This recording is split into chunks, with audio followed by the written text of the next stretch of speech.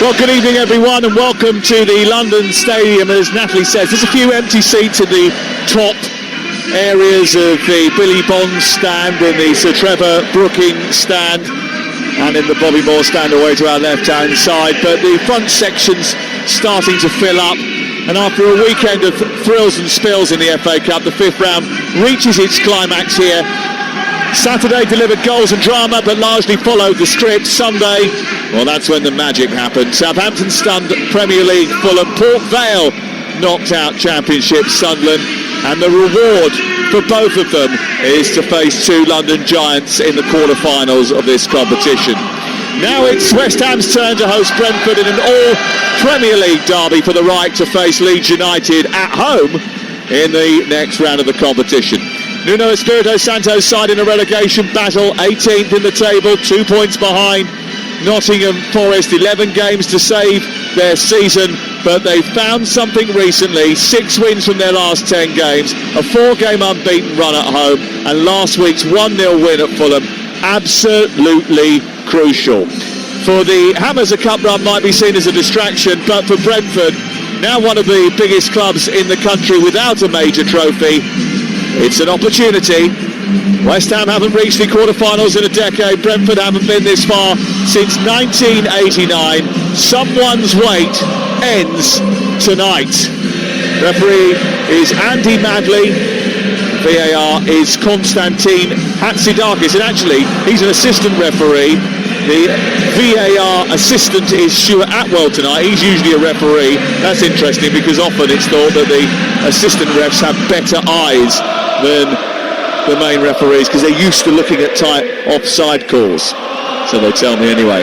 West Ham United in claret shirts with white shorts and white socks, only out of the relegation zone on goal difference, take on a Brentford side in light blue, and they smash the ball immediately high up towards the centre-backs and test the resolve of Kostas Mavropanos. He deals with it well. It's back inside the Brentford half, and they have possession with Collins immediately releasing the ball down the left to Kevin Schade, and he gets the first shot on goal, which is narrowly over the top, but it signals the intent of the visitors. And just a warning, Schade, brilliant pace, just dips inside. Walker-Peters there, Mavropanos comes across. I think he's probably trying to hit that across goal, half volley, and Schade gets it wrong, goes up and over Ariola's crossbar. Nice bright start from Brentford, who won't be overall by a trip to the London Stadium. Not after the last time they were here. No, exactly. They arrive in East London as the form team, 7th in the Premier League. European qualification very much within their reach. But here's Jared Bowen bursting down the right-hand side, trundling to the edge of the area. He gets a shot away, which is blocked by Keane Lewis Potter, the left back, and it goes out for a corner kick, the first of the game. Alphonse Areola is the West Ham goalkeeper. Walker-Peters, Disasi, Mavropanos and Skulls the back four. Conte, Souček and Fernandes in midfield, with Bowen on the right, Adama Traore on the left and Pablo through the middle. For Brentford, it's Kelleher in goal, Kayode, Aya, Collins and Lewis Potter, and then Henderson, Yarmouk and Damsgaard behind Ouattara, Thiago and Schade. Here is the first corner of the game to be taken by the academy graduate Ollie Skulls, left-footed in towards the middle of the 6-yard box. It's flicked away by Aya, out to the far side and retrieved over on that far side by Mamadou Conte. He gets it back to Fernandes, and now Skulls will shoot left-footed towards goal, but it's miles wide, and it goes out for a goal kick away to our right-hand side. Yeah, it's disappointing though.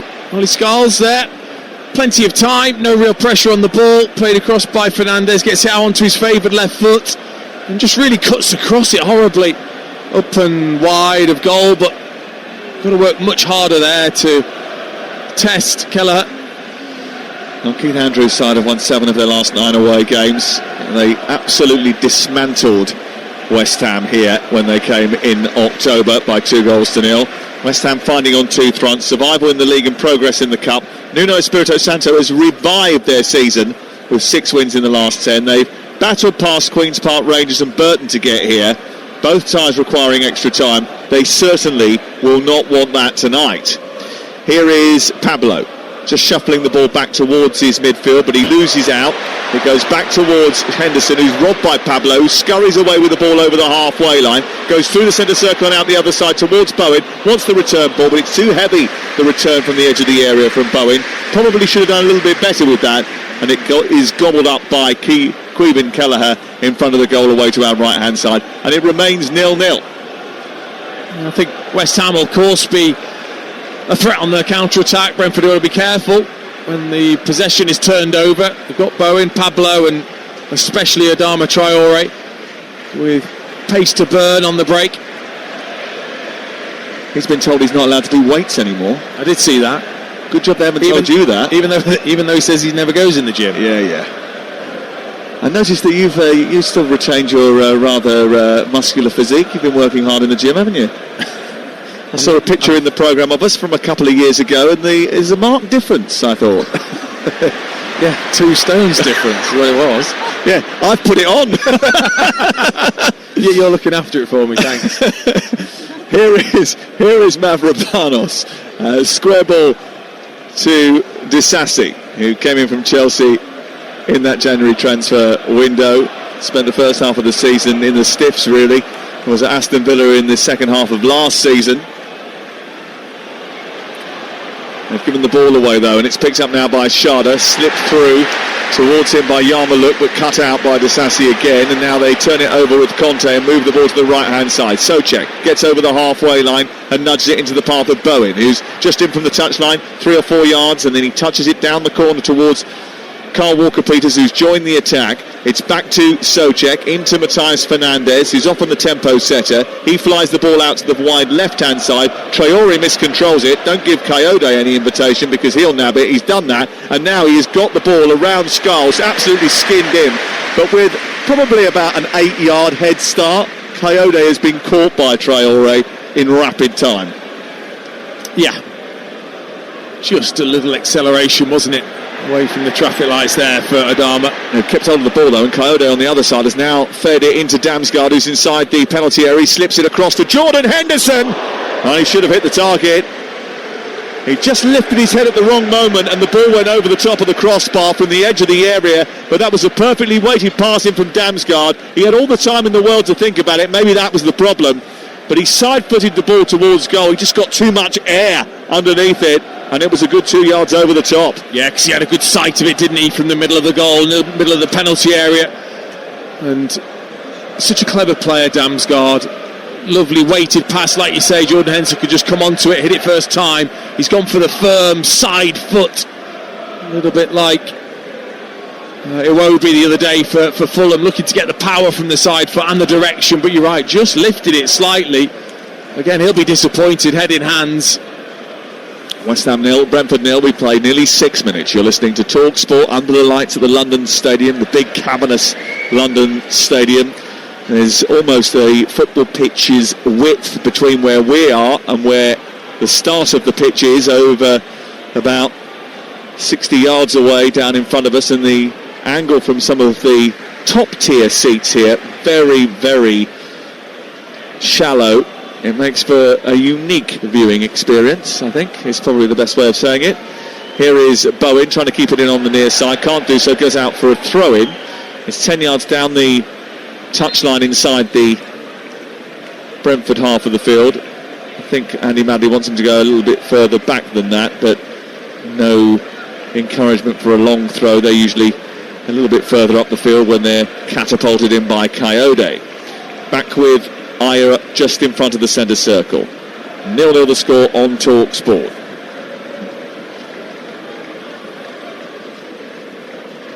Ball collected on the left-hand side by Lewis Potter, who lifts the ball over the top down into the inside left channel. Thiago scurries forward and tries to reach it. He sprinted to try and get on the end of that, the Brazilian, but hadn't quite got the pace to do so. It ran off the turf and out for a goal kick away to our left-hand side. And that's what they've got.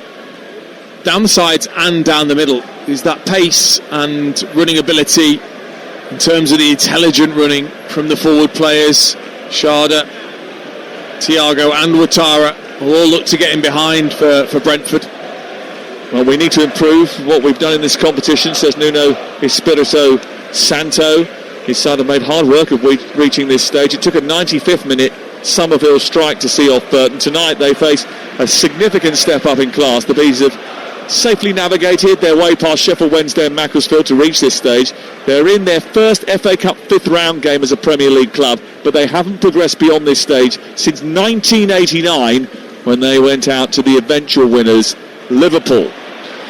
And we welcome listeners from the USA and Canada joining us tonight on Sirius XM FC. Welcome to East London. We're at the London Stadium, which is about 70% full tonight. Under the lights here, it's a mild evening, although Dean was trying to tell us a little bit earlier that it was very cold. And the ball is with Disassi just inside his own half. I've got no comeback, it's warm. Here is Areola kicking it long, and then it goes all the way over Pablo's head and through to Coyote, who shuffles it back to the edge of the area, and Nathan Collins has it now. Missed a few games in the Premier League. They're still sort of coming up with the right combination there. Keith Andrews, he likes Aya, then he'll take him out of the team and put Vandenberg in. Took Collins out for a little while as well, a couple of games. Put somebody else in. They've mixed that up a little bit in recent weeks. Ball cleared away by Kelleher. Down the left it goes to Sharda. Good leap by him to flick the ball on for Thiago, who goes darting down the left touchline. Disassi comes across, nudges him out of play, and Disassi does enough to win the throw-in. No free kick despite the protests of the Brazilian striker Thiago. I feel a little bit sorry for him there, because I think he just got his body across and there was a shove in the back by Disassi just as he was looking to control. It happens, but the referee's got to be smart enough to see that. Instead, he just let that go. They've been a different team, West Ham United, since they were stunned into action by Wolverhampton Wanderers. 14 points from 8 Premier League games since that humiliating 3-0 defeat at the bottom club. That was back in January. And that was the turning point, really. Nuno called it embarrassing, said he'd never felt so bad on a football pitch, and the response has been absolutely remarkable. But they've changed the team significantly tonight. Can they get past this very impressive Brentford team? 10 minutes gone, it's 0-0. Brentford just 3 changes. West Ham have made 9. And it's Brentford in possession on the halfway line with the light blue shirts on. It's Collins into Sharda, who gets tackled by Bowen from behind, but then gets back on his feet to recover and play the ball towards Coyote, who connects with it brilliantly. And it's a good save down to his right by Alphonse Areola. He hit the target there, Coyote, but it was stopped by the big French goalkeeper. Sharda did brilliantly to keep his footing after being tackled from behind by Bowen. The ball came kindly to Coyote. He shoved it straight at the goalkeeper. Yeah, he has to be more cute with the finish, doesn't he? Has to find a corner or just lift it as Areola goes to ground. He doesn't, side foots it straight at him, but Areola's there standing big to make sure that he can pat it away. Still, it's a great chance, isn't it? It's brilliant from Sharda, like you said, just kept going, bundled past Bowen and then played the ball through. Big chance. I mean, he's not scored for Brentford, Michael Coyote, but he regularly gets up to support the attack. That was a great chance to get off the mark, wasn't it? And again, look, he might not be a prolific scorer, but at this level he should be able to pass it exactly where he wants to, and surely that couldn't have been where he was aiming to pass it to, straight at the chest of Areola. Does the defender deserve any credit for putting him under pressure? No, because it was a free opportunity. He saw it all the way. You could see the goalkeeper and goal in front of him, so you've got to find a corner there, just pass it into one of the corners. Remains 0-0. This is TalkSport, and Disassi running forward with the ball is being tracked by Thiago. They're down the left side of the centre circle, get to the halfway line, check back, Socek has it now.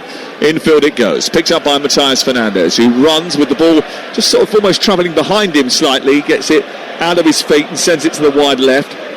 Skulls gets it back to Fernandes, and then he forces it infield to Conte. Back towards the near side, the right, as West Ham look at it, as they look to try and build an attack here. Carl Walker-Peters grabs hold of it, nudges it into the path of Socek, who's being tracked from midfield by Yarmouk. Sharda comes across again and puts the ball out of play and away for a throw, which is quickly taken by Carl Walker-Peters.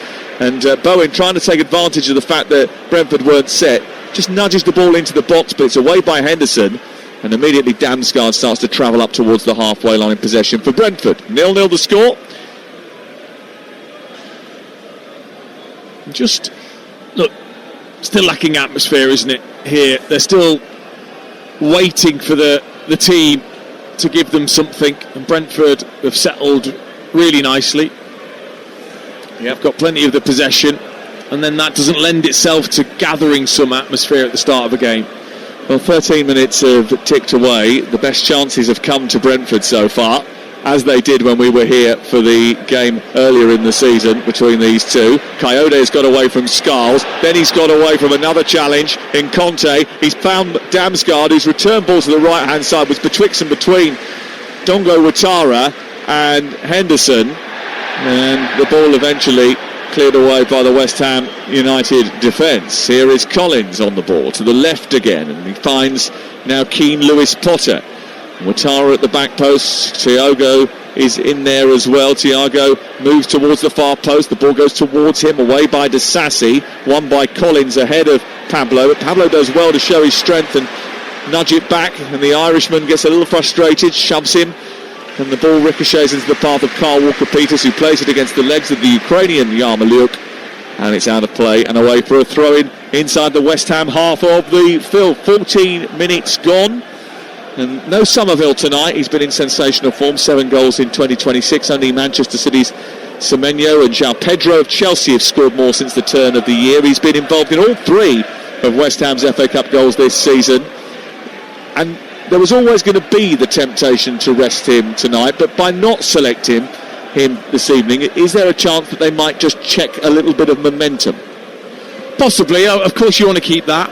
I don't think for him it's a big issue, because he's just so full of confidence, and he's obviously came on against Burton and was the difference, so we'll feel like that could happen again tonight, and he's there in reserve if needs be. Hasn't left him out completely. Look, it is just such a difficult position for the manager to be in. Would I have picked the strongest team? Yes, because I think it is important to mentally keep the team in a great place. And how much rest do you really need? I mean, they play Wednesday night, they play Monday night, then they play at the weekend again. I know, but you know, they have bloods done every morning, and they've got the zones that they're only allowed to be in and not be in. Blood's done every morning. Yeah, on some clubs they just pinprick in the finger, take the bloods, see where they're at, get a wellness check as well. Ball with Ouattara, getting round the corner. Certainly he's made Scarles feel sick there with a decent ball into the box after twirling him. And it goes over the head of Thiago and out the other side for King Lewis Potter. Back in it comes from Yarmolyuk, who looks up, nudges it back to Collins. He then forces the issue and pushes it wide towards King Lewis Potter. His cross is far too big. It goes out of play and away for a goal kick. Yeah, it's poor. It was poor from Bowen before, and it's now poor from Lewis Potter. When you're out wide in those positions and you don't have pressure on you, no real excuse at this level not to put in a decent ball. He's gone for power to really whip that in and just overhit it.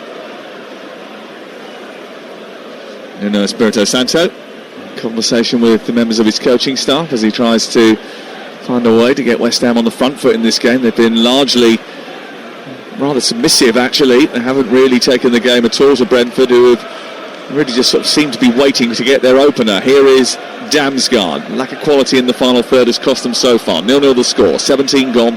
TalkSport under the lights at West Ham's London Stadium.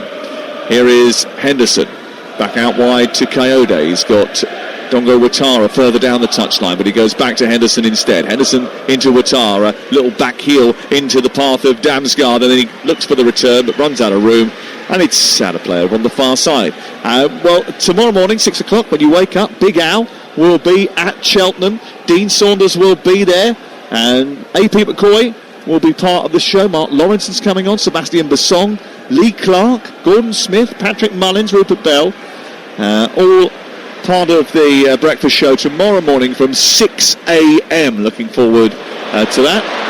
And it's live from the Cheltenham Festival. Good turn and run by Adama Traore. Picks the ball up, runs from halfway, shoots from the edge of the area, and it's down low and hard but misses the target. It went wide of the right hand upright and fizzed beyond Kelleher's goal and out for a goal kick. It was a strong and powerful run, as you would imagine. He spun away from Coyote on the halfway line. Diagonally, he ran to the edge of the box, and then with his right foot, he sort of dragged it wide of the post. He never really had conviction in the finish. Well, he's 30 now, and we say the same thing every season with Adama Traore. Absolutely magnificent turn. Wonderful amount of pace on the run. Gets towards the penalty area and just really lacks that composure and quality. with the strike. He's on the ball again now, on the left-hand side, inside the penalty area after giving it by Conte, who gets it back, edge of the D. He goes to shoot, then slips, plays it towards Souček, poor ball infield, and it's nabbed by Henderson, and the frustration is there for all to see. First proper bout of possession inside the Brentford final third for West Ham, who come forward with Pablo, edge of the box, left-footed shot, takes a deflection, bounces out, and it's away for a corner for West Ham United. Yeah. And they got what they wanted in the end, the West Ham supporters, which was a strike on goal from Pablo. Took it upon himself to get the strike away. Just twisted onto his left side and struck towards goal. Higher it was with the deflection behind for a corner.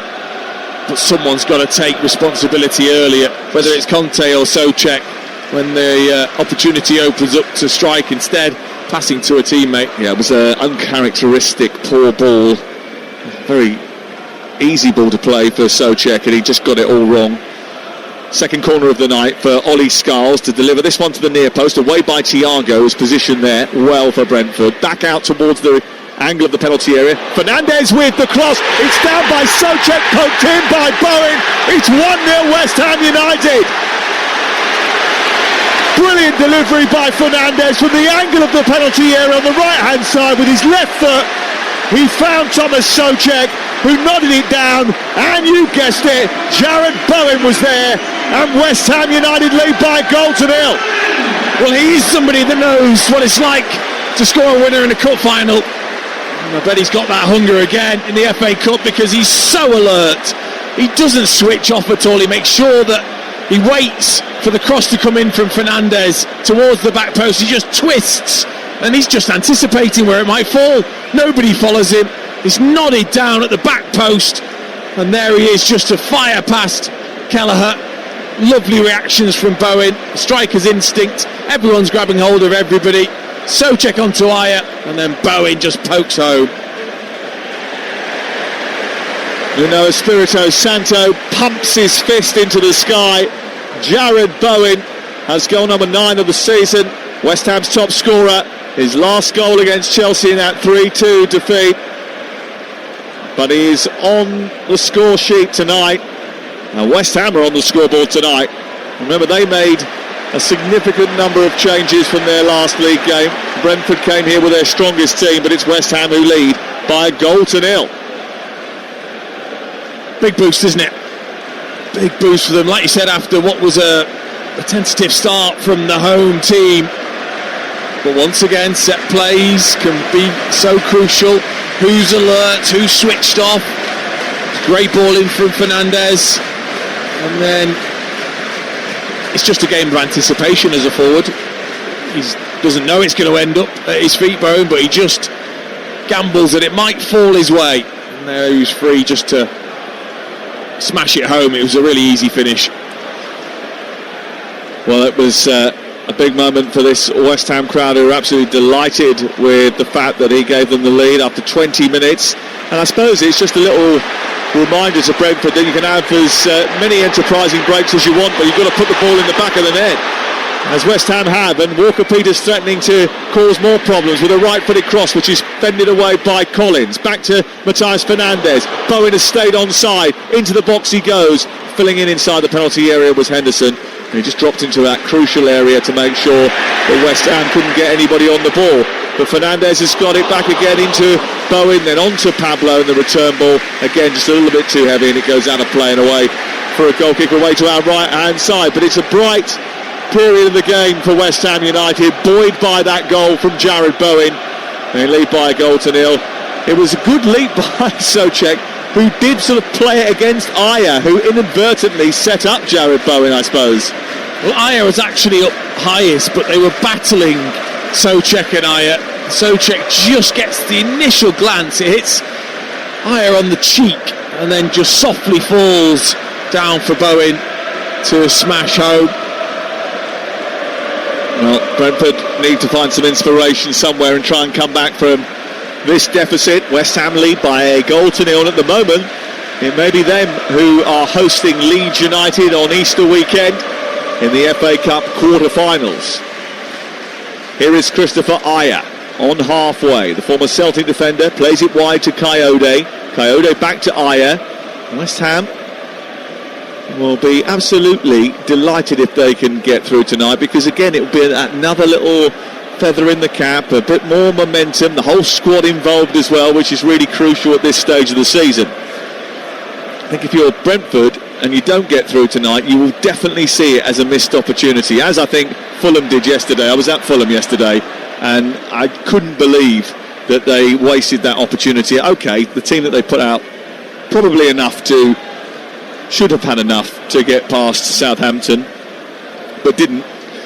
9 changes, and then they waited so long to make so many changes towards the end of the game. They left Josh King on the bench for so long in that match, and he was their best player in midweek against West Ham. Yeah, and it does dent you slightly, I think, as a manager with the supporters when you get a result like that, when you're safe in the Premier League and you're a team like Fulham where that opportunity feels like it opens up for a good cup run, and then you lose to a side you shouldn't do. But that is the FA Cup, I suppose. You can lose to anybody, as Port Vale will be hoping when they go to Stamford Bridge on Easter weekend, and Southampton when they welcome Arsenal, Manchester City against Liverpool as well, and then the winner of this tie will take on Leeds United. All 4 of those ties will be live on TalkSport. We've got these 2 teams in the next 2 games. Next Monday night will be at the GTEC Community Stadium in Brentford for their game against Wolverhampton Wanderers, and West Ham's game here against Manchester City on Saturday night is also live on TalkSport, 8 o'clock, that one. Throw in from the near side then. Brentford have progressed down the touchline, and that means that Coyote gets his first chance at a catapult. He sends it long towards the edge of the 6-yard box. It's flicked on brilliantly by Aya, comes back out to about 5-6 yards from the back of the D, and Yarmulke went to strike it. I mean, he almost hit Westfield. It was a really poor effort, wasn't it, from Yarmulke? I think, look, difficult skill on the half volley, of course, coming out the sky, but that was really lashed at, wasn't it? Hopeful to hit the top corner, like you say, Totoro Zara.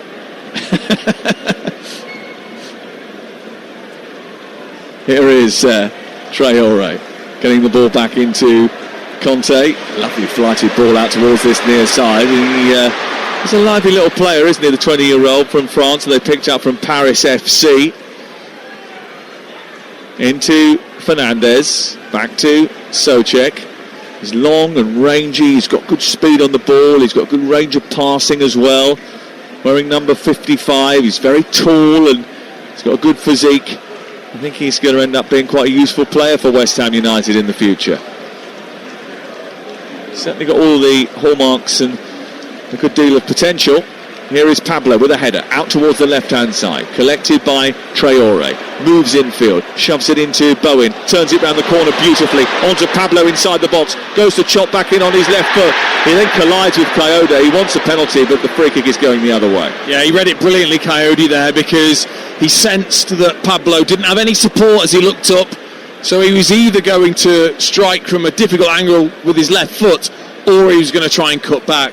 And as he did try to cut back, Cody read it brilliantly and just stepped across, defended it really well. He's been another smart acquisition by Brentford, hasn't he, since he come in from Fiorentina on loan last year and then permanently.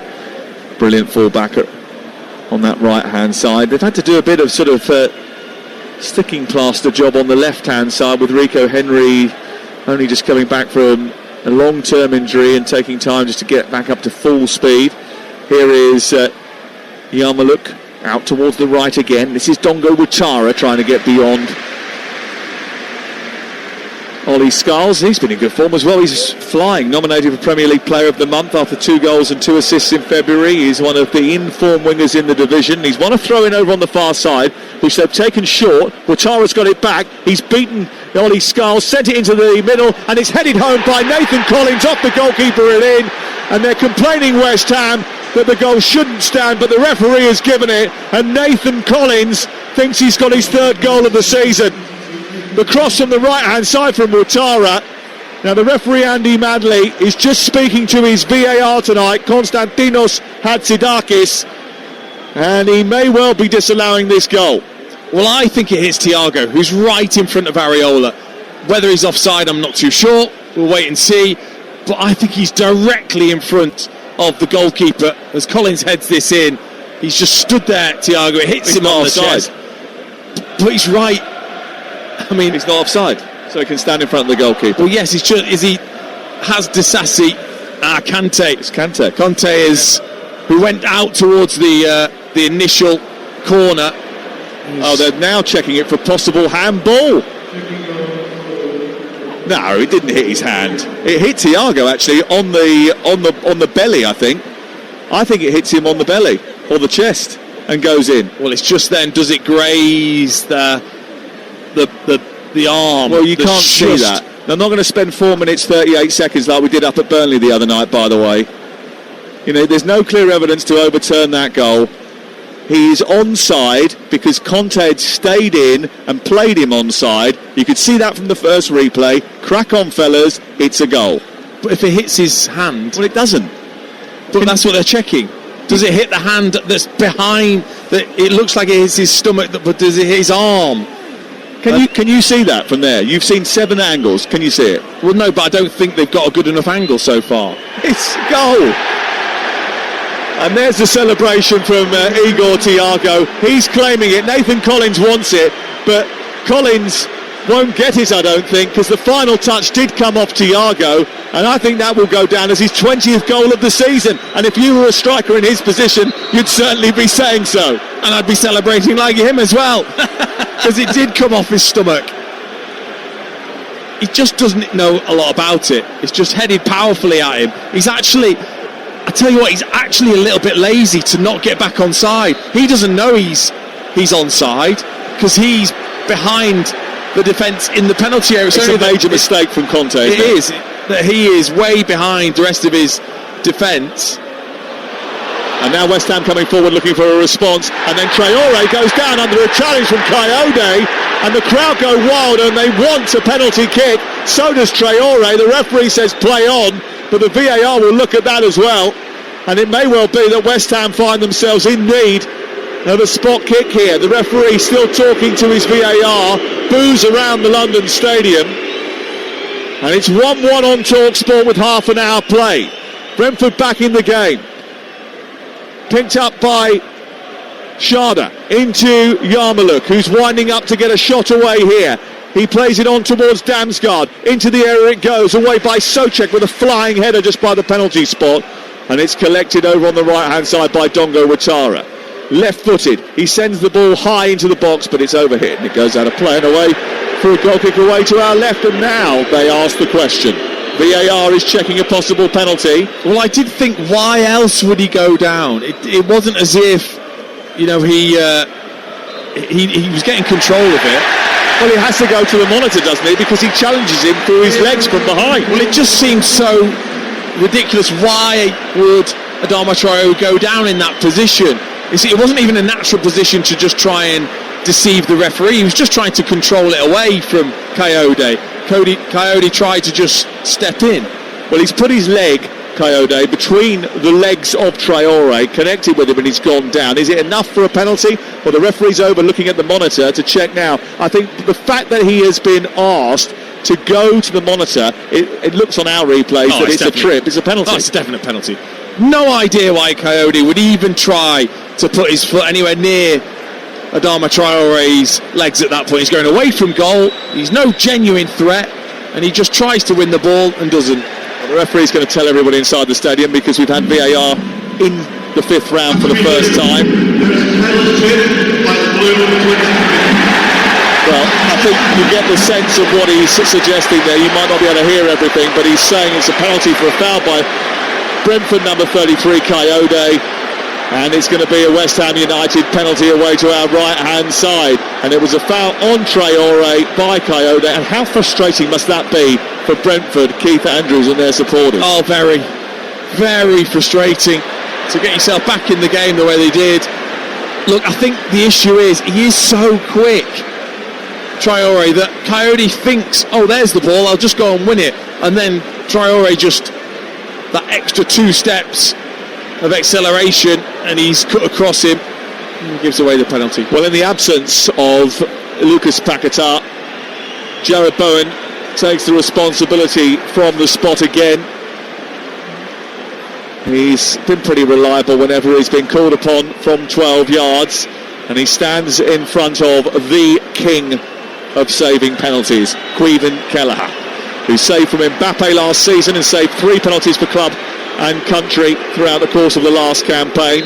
Can he prevent Jared Bowen from restoring West Ham United's lead? He steps up, left-footed, he slides it into the corner, sends the goalkeeper the wrong way, and West Ham United are back in front. They lead by 2-1. Jared Bowen hadn't scored in the FA Cup for 2 years before tonight. He's got 2 before half-time. It's West Ham 2, Brentford 1. Well, he's got the armband on, and he will take responsibility, especially when it comes to taking penalties. Why wouldn't you? As a forward, you back yourself for it to be a certain goal. And he just stepped up. Kelleher went the wrong way. He didn't try and fool the goalkeeper. He just firmly side-footed it the opposite way, Jared Bowen.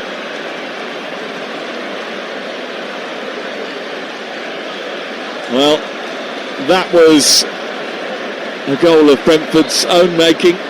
The foul by Coyote, completely unnecessary, and the penalty beautifully dispatched by the West Ham United captain.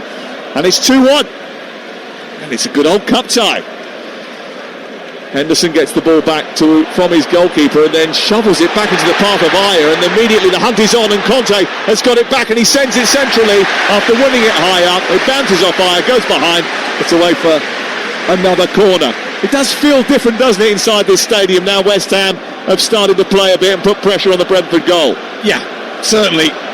Like I said before the first goal, these supporters need a little something, and then they'll be behind the team. And they've got that. I tell you what, they'll love him as well. Conte, if he continues to do that sort of work, chasing down and winning it high up. He's terrific, isn't he?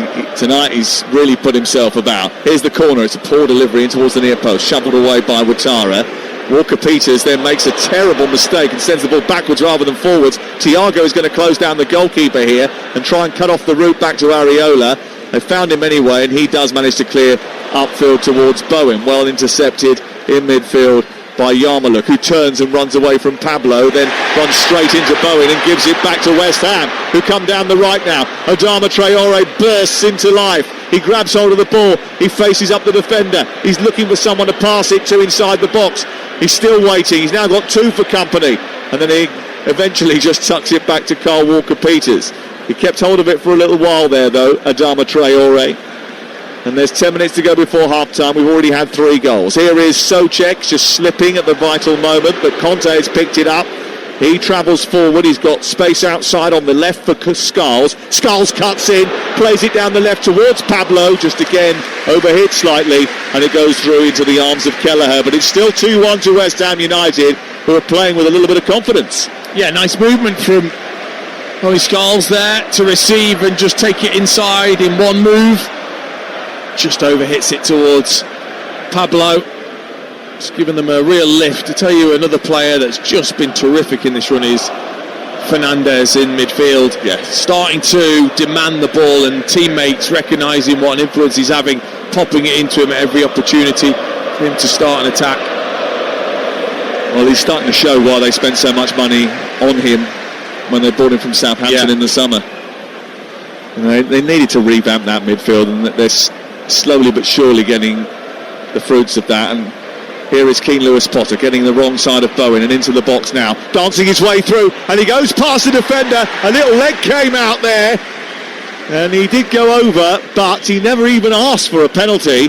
But Conte's challenge, certainly, I'm not sure how much contact he got on the ball there, but certainly there was a leg that came swiping across. Just enough is the answer. Oh, just enough. Real risky challenge, Conte, but I guess those long legs of his were just able to stretch and get a touch, a vital touch. I'd have missed that by about 3 yards with my legs. Here is Henderson. You would have got there.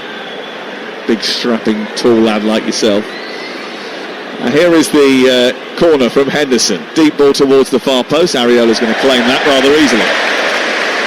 It's now a few disappointing set plays. corners from both sides. He works so hard on it, so important. And then the delivery's poor. Do you know what, though? With the ease with which Brentford scored their goal, I mean, you can imagine Keith Andrews having a little bit of a rollicking at half-time. Yeah, absolutely. I mean, they will anyway, just because they're so important and they work so hard on them. And it's down to you as the taker to make sure your delivery's right. That's why Arsenal, I think, have been so good. I think Rice and Saka in particular, so consistent. 2-1 to West Ham United, live on TalkSport tonight. You're listening to the FA Cup, live on TalkSport with McDonald's. Order delivery on the McDonald's app from 11 a.m, 18 plus. Fees apply to delivery orders, subject to availability. Prices may vary. This is Jordan Henderson in possession deep inside his own half. And remember, we've got lots more football to come for you over the next couple of days. Leverkusen against Arsenal is one of our big games this week. That's Wednesday night, 5:45. Here is Ouattara getting into the penalty area. Schade is tackled from behind, and the referee once again is asked the question as to whether or not he should have given a penalty. Schade has stayed down. Play continues. The ball is on the left as Brentford come forward with Keane. Lewis Potter gets to the byline, produces the cross. Walker Peters puts it behind, and Andy Madley will speak to Konrad Sadakis again. He certainly will. I mean, he's being pulled as well by the shirt.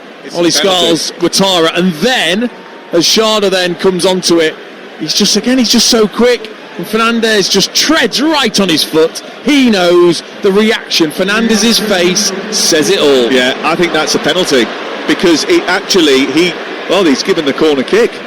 He said no penalty. I thought that impeded his movement towards the ball, and there was sufficient contact there to knock him down. Well, I mean, the only thing I can think is there a tiniest touch by Fernandes on the ball, but you only have to look at Fernandez's reaction. He knows Fernandez's face. He grimaces straight away as if to go, oh my word, what have I done there?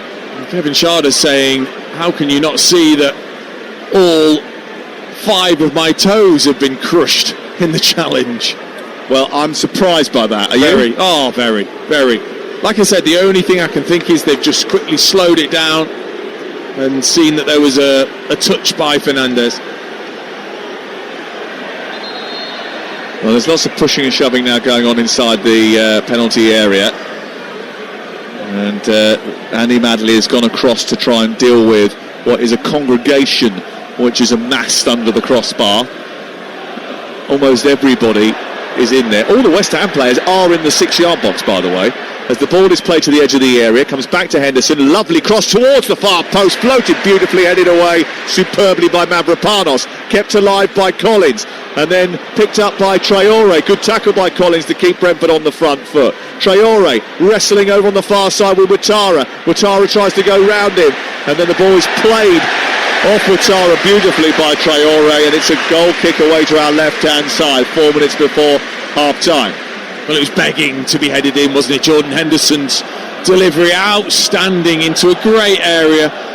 The type of delivery that a goalkeeper just can't come to get because of the pace that's on it. No one there to head it. Galatasaray versus Liverpool tomorrow, 5:45, TalkSport 2. Atletico Madrid against Tottenham, 8 o'clock. TalkSport live from Madrid. Leverkusen against Arsenal Wednesday, 5:45, TalkSport 2. TalkSport live in Madrid, Real Madrid against Manchester City, whilst PSG against Chelsea is on TalkSport 2. Thursday night, Lille versus Aston Villa and Nottingham Forest versus Midtjylland. Crystal Palace against Larnaca as well. It's all going off in Europe, and it's all going off on TalkSport. 3 minutes to go before half-time. 2-1 the score in favour of the home team West Ham United, who made significant changes to their lineup tonight. Brentford went with arguably their strongest team, but it's West Ham that are in front, but maybe they're in front only because the VAR declined them a penalty which maybe he should have given. Here is Aya, away from Pablo. He charges into midfield. It's collected by Henderson, and maybe the reason that he didn't give the penalty kick was because there was contact and Andy Madley saw it, and therefore there was nothing new for the referee to be told by the VAR, so it wasn't a clear and obvious error. He did see contact, maybe, I don't know. Might be an explanation. Possibly.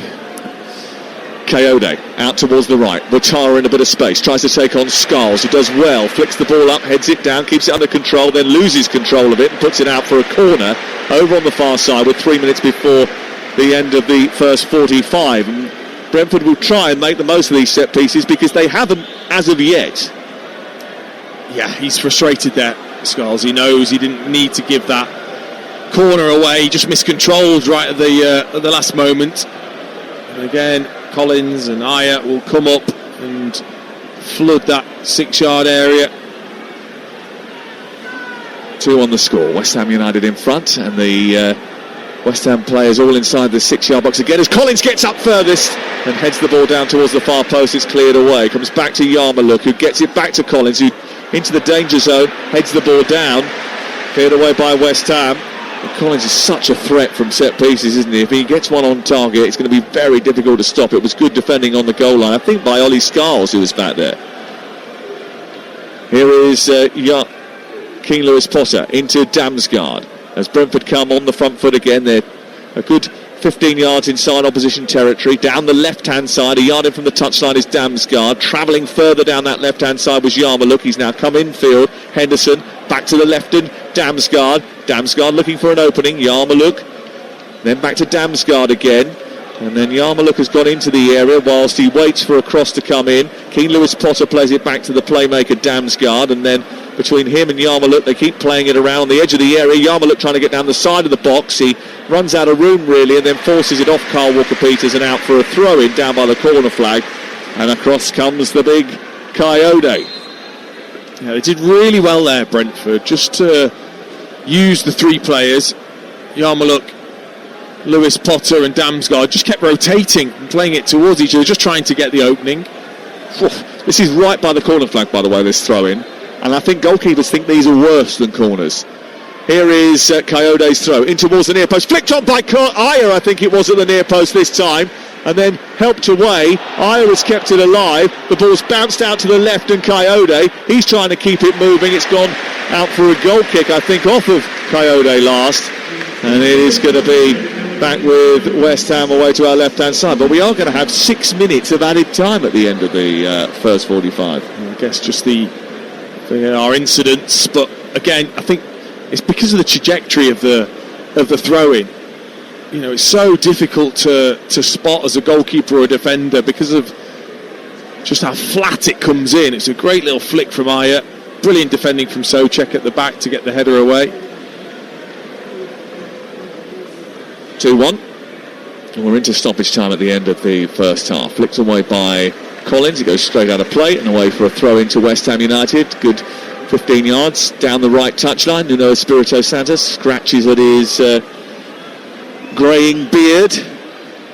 Wearing a big stadium jacket tonight, unzipped. Walks back towards the edge of his technical area. And waits for Carl Walker-Peters to get things restarted once again. The signing of 5 players in January certainly have pepped up West Ham United, no doubt. Here is Sharda down the left-hand side. Fernandez comes across. Ball collected by Souček, fouled by Damsgaard. I think everyone knows the priority here. It has to be staying in the Premier League, but I think Nuno Espirito Santo also knows that the FA Cup can bring you a bit of momentum. Success obviously would lift this crowd. They've had such a torrid time. The relationship between board, crowd, supporters and players has not been great. He did lead Wolves to the quarterfinals of the Europa League in 2019-20. I was in Duisburg where they played their quarter-final game behind closed doors in what was a one-off game. And that was a significant moment for Wolverhampton Wanderers. This might be a significant moment for West Ham because they've won another corner here. And Jared Bowen just causing a bit of an issue for Nathan Collins, has put the ball behind and it's away for a corner on the near side. Yeah, he struggled a little bit, hasn't he? Lewis Potter at left back. It's one thing playing there, it's another thing playing against a player like Jared Bowen, who's maybe not been in amazing goal scoring form, but in terms of his all-round play and threat, he's always there. Here is the corner then to be taken by Skulls, left-footed. It's a deeper one this time. Souček gets underneath it, hangs it up to the far post, comes down towards Disasi. He tries to get it goalwards, but it came off the outside of his boot, went across goal rather than towards it, but it was a big chance for West Ham United. Still remains 2-1. And we're into the 3rd minute of added time at the end of the first 45. Might have been a foul there by Dongo Watara on Jared Bowen. And that's going to be a free kick now wide on the right. Oh, it's a massive chance for Disasi. Not quite sure. Souček who heads it back. I'm not quite sure whether it comes off the crossbar or Kelleher just pats it down to Disasi, hits his thigh, has a real big swing with the left foot, and he just skims the ball and it goes nowhere. Big chance just to smash it into the roof of the net. And he just hits Jordan Henderson in the chest. He's not scored since his loan from Chelsea. Well, not in the right net anyway. He did score an own goal against Liverpool a couple of weeks ago. 2-1 the score. That's a great free kick in towards Souček. Brilliant save by Kelleher down low to his left to keep the score at 2-1. Brilliant. Lovely delivery from Fernandes again, and Souček at the far post with a bullet header down towards the goalkeeper's left. Oh, it's a big save. Oh, it's fantastic. It's a magnificent ball from Fernandes. He just cuts across it, fades it in towards the goal. Souček flying, diving header from him. And Kelleher gets down brilliantly to his left-hand side. A big firm left hand. It's a big chance. You expect Souček to score then, but Kelleher got down really well. He's a top goalkeeper, and he watched it all the way, didn't he? And it was a brilliant leap from Souček. He just sort of leant into Ajer and got over the top of him, headed the ball down, but there was that big left hand of the Irishman. And he keeps it out, and he keeps the scoreline. Only 2-1. Here is Coyote down the outside right. Ball into the box, headed away by Mavropanos. Sharda trying to get some joy now over on that right-hand side. Watara has come out to the left for the last few minutes just to mix things up for Brentford. And now the ball is with Ajer on the halfway line. Into Keane Lewis-Potter. Infield he goes to Damsgaard. A little run by Watara down that left-hand side. Mavropanos is trying to get there. He does. Puts it out for a throw. That's fine by Brentford because Coyote will come across. And in the last few seconds of the first half, we're into the final 6 of 6 added minutes at the end of the first 45. Coyote will wind up one of his long catapults into the box. Concentration needed always at the end of a half. Just got to get in at half time if you're West Ham. Thrown by Coyote in towards the near post. It travels a very long way and no one dealt with it. Comes back out to Damsgaard, whose shot is blocked by the muscular Traore. The ball ricochets into the sky and West Ham still haven't got it clear. Conte's chucked it out towards this near side, which means Coyote will have another go just before the end. Yeah, it was really strong defending from West Ham as it skipped through everybody. Just made sure that it was headed away. And there was an awkward fall in midfield as Conte went to I think it's Jordan Henderson that took a bit of a ride on Conte and then really landed on his elbow, shoulder. It's one of those, isn't it, where you can do yourself some serious damage, maybe dislocate it because of the way that he landed on his elbow. And that is going to be very, very sore, and it's going to mean that we're going to have some extra moments here at the end of the first half so that he can get some treatment.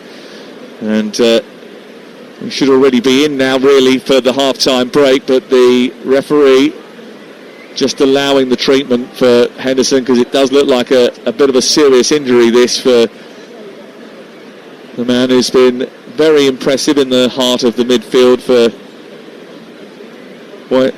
Brentford all season. It's West Ham who lead though. The 2 goals coming from Jared Bowen. First after 20 minutes. Header after the ball flicked off Souček and down from Ajer. That was from a free kick. The penalty converted after Coyote made a mistake after 34 minutes. In between that, Igor Thiago was credited with a goal after it came off his belly on the way to goal from Nathan Collins. And then there was a shout for a penalty which VAR glanced at but didn't give after Brentford felt that they had a foul inside the box. Matías Fernandes looked very guilty. It looked as if he'd stepped on the feet of Kevin Sharda, but Konstantin Hatzidakis did not recommend a review. Well, Henderson is back on his feet now. He's going to have to come off to wait for 30 seconds because he's received treatment on the pitch.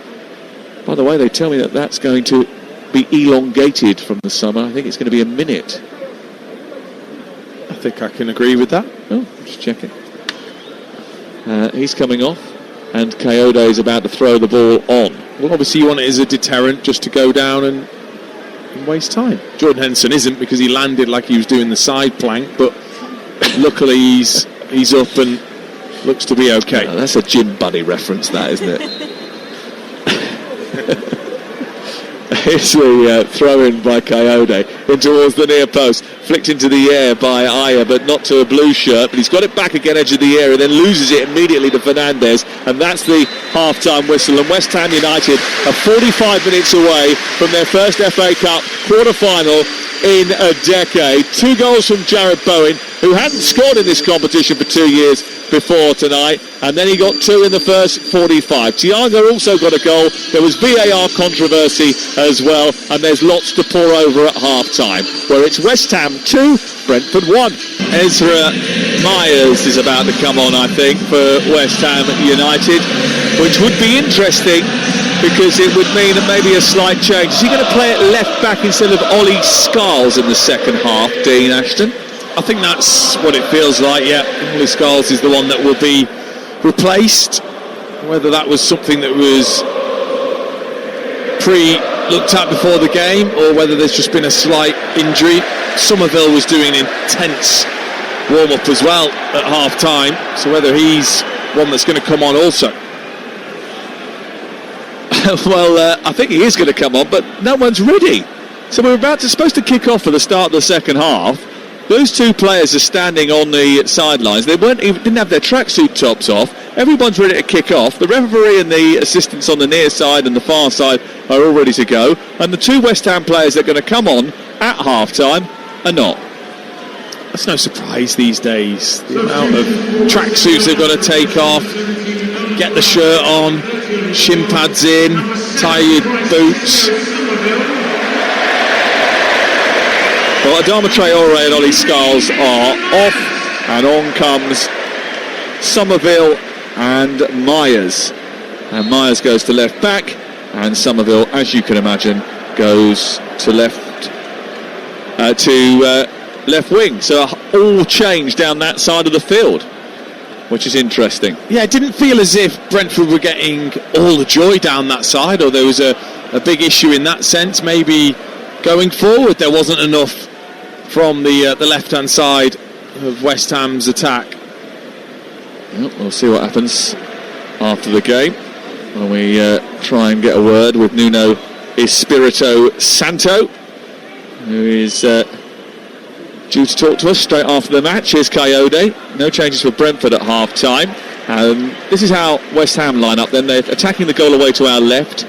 The Bobby Moore stand away to our left-hand side, with Areola in goal, Walker-Peters, Disasi, Mavropanos and Myers the back 4. Conte, Souček and Fernandez in midfield. Bowen, Pablo and Somerville now the 3-pronged attack. They're in claret shirts with white shorts and white socks, and all in light blue. Brentford attacking the goal away to our right, the Sir Trevor Brooking stand, where their fans are housed, and they brought a decent number with them tonight, by the way, Brentford. Excellent support from them. And they have Kelleher in goal. Here is Bowen looking to test him early on in the second half, going down the right-hand side, tucking it back towards Pablo, where maybe the shot was on. It was blocked by the retreating Aya and cleared away by Brentford, who have Kayode at right back, Aya, Collins and Lewis Potter making up the 4 at the back, Henderson, Yarmulke and Damsgaard in midfield, Watara on the right-hand side, Thiago and Kevin Schade. What do you make of that chance for Bowen? Should he have pulled the trigger a little bit earlier? Well, I thought he should have gone a little bit more direct at Aya, rather than cutting onto his right foot and then cutting it back towards Pablo. I just thought, there, go and take him on. That should be where you really thrive, is in that 1v1 situation. Aya gets himself back, but then Bowen should work a bit harder, I think, to take Aya on there. Lets him off a bit, I thought. Kayode is going to take another long throw. This time it's from the midpoint of the West Ham half, and he launches it diagonally towards the penalty spot. It causes chaos. It's flicked on by Collins. It's drifted away. The flag is up down in front of us for an offside decision, and Sharda is complaining, saying, what, me? No. Free kick has been given on the edge of the 6-yard box. I mean, look, it's difficult to defend those long throws, because the closer he gets to the goal line, the flatter they come in. The further away he is up the pitch, they come looping in, and we've got no pace on them to head them away as a defender, and then that ends up getting looped in the air, and you've got to be really, really switched on to the loose ball, that you've made sure you've got your man as you're defending and you've not switched off. Ball cleared away by West Ham, but sent forward by Brentford immediately. Ouattara tries to force it against Conte, and it goes out for a throw, which is quickly taken by Thiago. Henderson was harassed and gave the ball away. It was all down to Somerville, who's now released Bowen over on the right hand side. He scampers into the box in the inside right channel, pulls the trigger this time. It's blocked by Collins, and it bounces out to the far side, where it's collected by Carl Walker-Peters. Bowen back to Somerville, and then back into Fernandes, back to Somerville again. He looks up, tries to chink in field, but he just dawdled on the ball, and Yarmouk took no second invitation to rob that and run towards halfway.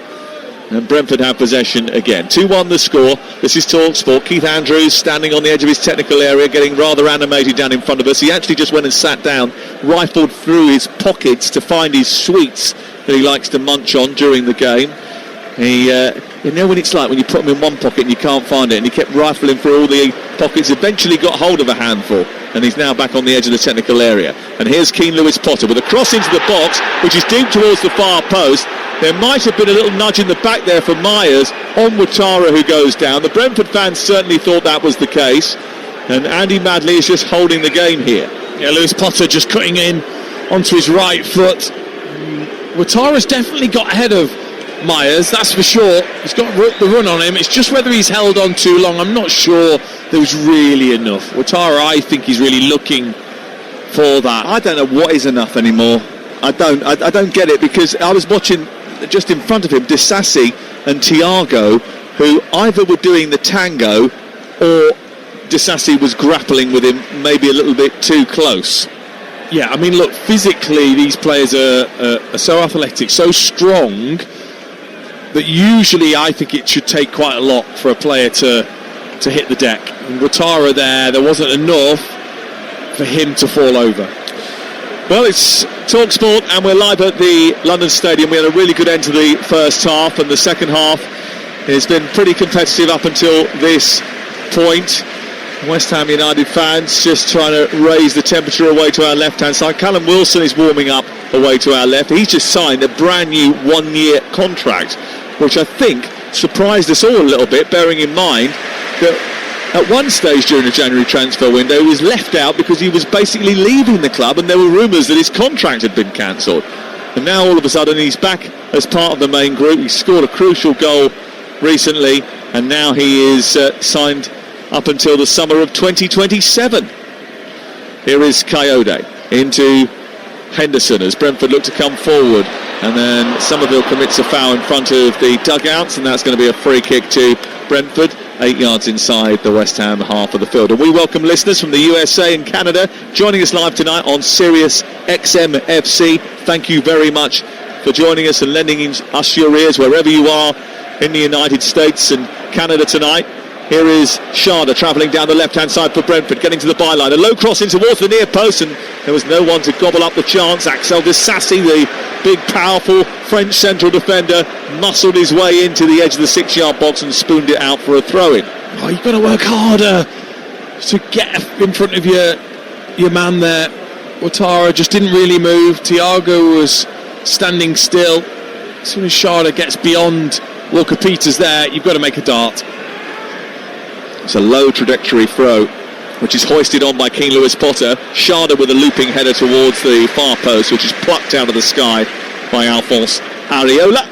And it remains 2-1 to West Ham United. Live on TalkSport tonight at the London Stadium. Somerville trying to turn away from Yarmouk, who got too tight to him. and commits a foul, and it's a free kick to West Ham just short of the halfway line. Well, keep a clean sheet and you are in the FA Cup quarter-final in this second half for West Ham. It's got to be the team's focus, and then hoping that possibly more on the break you can get that third goal. Sassy clipping it forward down the left-hand side towards to Pablo. It's received by Somerville, then Myers thrusts it forward, it bounces off of Ouattara and goes out of play. West Ham's FA Cup fifth round record is bleak. They've lost each of their last three at this stage, in 2021, 22 and 23, all different managers, same result. They last reached the quarterfinals in 2015-16 when they beat Blackburn 5-1 in this round. Here on the left-hand side, the ball is with Somerville, trying to turn it away from Coyote, who's stuck to his task well. Somerville trying to force it through. It's away by Ouattara. Thiago can't hold it up. Sassy does well again, and then travels down the left-hand side. Thiago puts it out. It's going to be a throw into West Ham, level with the edge of the penalty area. And the goal there attacking away to our left-hand side. It was good, strong, powerful play from Sassy. Excellent, wasn't it? So difficult as a centre-forward as you try to back in. If that centre-back, that first centre-back is double aggressive and can try and win the ball there. Sassy did it brilliantly to put the pressure on Thiago. Here's Pablo down the left-hand side, playing away to with Souček, putting it back in towards the 6-yard box, tucked behind by Ayer, and it's out for a corner. Good move that from West Ham United. Excellent little ball round the corner for Pablo. Looking for Bowen in the centre of the 6-yard box. Couldn't quite fire it past. But they're pushing, aren't they, for this third goal? Well, Somerville now to take the corner from this near side, and Conte is at the far post. Sassy has joined the action. Mavropanos and Souček are in there as well. Bowen underneath the goalkeeper. It's deep towards Conte and Souček. It hits someone on the head. There might have been a head injury inside there. King Lewis Potter saying got a little whack from Souček. They try to clear it from the left fullback position in Damsgaard, but the ball, I think, already out of play, and it goes for a throw into Brentford deep in the left fullback position. Keith Andrews thinking possibly about making an alteration. Nuno Espirito Santo has already made 2 in the game.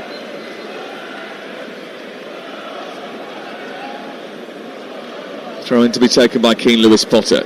He doesn't know what to do with it. He's not used to taking those throw-ins. Not usually his responsibility, but he's got good distance on that ball up towards Thiago, who's given it straight back to Somerville, which hasn't helped. And he's turned and run to the edge of the area. Taken on Coyote, still got it. Taken a shot, taken a deflection, and it's hit the roof of the net. Well, that all came from a King Lewis Potter throw. He wasn't confident about where he was going to put that. He ended up rushing it down the touchline. It came back into midfield and Somerville snaffled it up. He ran towards the goal. He eventually got his shot away. It cannoned off Coyote and it landed on the roof of the net. Oh, he's just so sharp, Somerville, in those areas. Just to twist and turn and get away from the defender. And then looking to get his strike away. Souček got in his way to start with. Then he reset and struck against Coyote's thigh and up and over, and it could have easily dropped in. Corner to be taken by Bowen this time, left-footed, right under the goalkeeper this one, and an easy catch for Kelleher, who grabs it, bowls it out and encourages Sharda to immediately escape upfield. Thiago looks like he's running the 100 metres, went right through the middle of the park there, and then Sharda was fouled on halfway, and it's a free kick to Brentford. And it's still 2-1 to West Ham. The Bees have rather enjoyed their trips from west to east recently. They've won 7 of their 10 meetings with West Ham since becoming a Premier League club in 2021, and they've beaten no team more often in that period, but they're behind here, and it's the West Ham fans that are in fine voice in the London Stadium. And that hasn't happened enough for them this season. They haven't had much to shout about this season. They're a fan base that wants to get behind their team, that craves some sort of success. They had that Conference League final win that Dean and I commentated on for TalkSport. It was a brilliant night in Prague that night, one that I think everybody who was there will cherish. But from there, instead of going forwards, they went backwards very quickly. Here is Yarmoluk in the centre circle for Brentford, who are coming forwards now with Collins round the corner towards Ouattara. A little flicked header, but again it was almost casual from Ouattara, and cleared away by West Ham, and Pablo was chasing it, never going to reach it ahead of Ayer, and then it's out on the far side with Keane, Lewis Potter. Yarmulke back towards Collins, and Brentford look to build again. Now it's with Damsgaard, centre circle. He just almost runs into Conte, who looked to dispossess him. The ball bounces back into the path of Ayer, and now Henderson's got it. Yeah, they're going to have to work hard here, Brentford, I think, to create openings. West Ham definitely more compact, a little deeper in this second half. He's going to have to work it rather than looking to play quickly through. Pablo turns away from Schade, who comes back and wins it brilliantly, pinches the ball. Damsgaard turns and runs at the West Ham defence, who are a little bit out of shape because they were on the attack there. He spreads it wide to the right where Henderson is waiting for the delivery. He forces it on towards Kevin Schade, but he overhit his pass and it goes off the turf and out for a goal kick away to our right-hand side. And we're about to see Tati Castellanos, or Castellanos as we probably should say. He's about to come on. He'll probably take the place of Pablo, I would have thought, who's actually done a lot to sort of work himself into the ground. He has, but he's a little fatigued because of it. Obviously missed some football recently because of an injury. Important minutes for him, but just starting to slow slightly, and when you want to get up the pitch quickly or win the ball back, Castellanos has been excellent at that so far since coming in as a West Ham player. His work rate is phenomenal. Well, the ball's gone out of play and it's away for another throw-in, and Pablo comes off and Castellanos comes on, and he will come and try and lead the line now. Only goals since he's moved from Lazio have come in the FA Cup against QPR, against Burnley, away from home, and away against Liverpool. But his work rate has endeared him to the West Ham United crowd, and they give him a very warm response as he prepares to come on. His first act really is going to be to help defend another Coyote long throw. He takes 4 steps back from the white line and then launches it high into the penalty area. It bounces past Axel Disasi, and then it's cleared by Bowen, who was standing a little bit deeper inside the box. But a couple of times those balls have got past the first defender and just caused a little bit of panic. But then Brentford haven't been brilliant at sort of reacting to that and making the most of that kind of second ball that's bouncing around. But you can't keep giving them chances, can you? No, you can't. Here is Bowen over on the far side, the right. King Lewis Potter goes to shut him down. It's back infield towards Souček, and then towards the halfway line where it's controlled by the elegant Fernandez. The rather more agricultural Souček draws a foul from Kevin Schade, who's getting a little bit frustrated, you feel. Still, at the moment, I suppose as well, a big talking point will be that VAR check that didn't go in Keith Andrews' favour in the first half. Yeah, it is a big talking point. It feels like it was a penalty. So much contact on Schade's foot from Fernandez, and his guilty face gave it right away.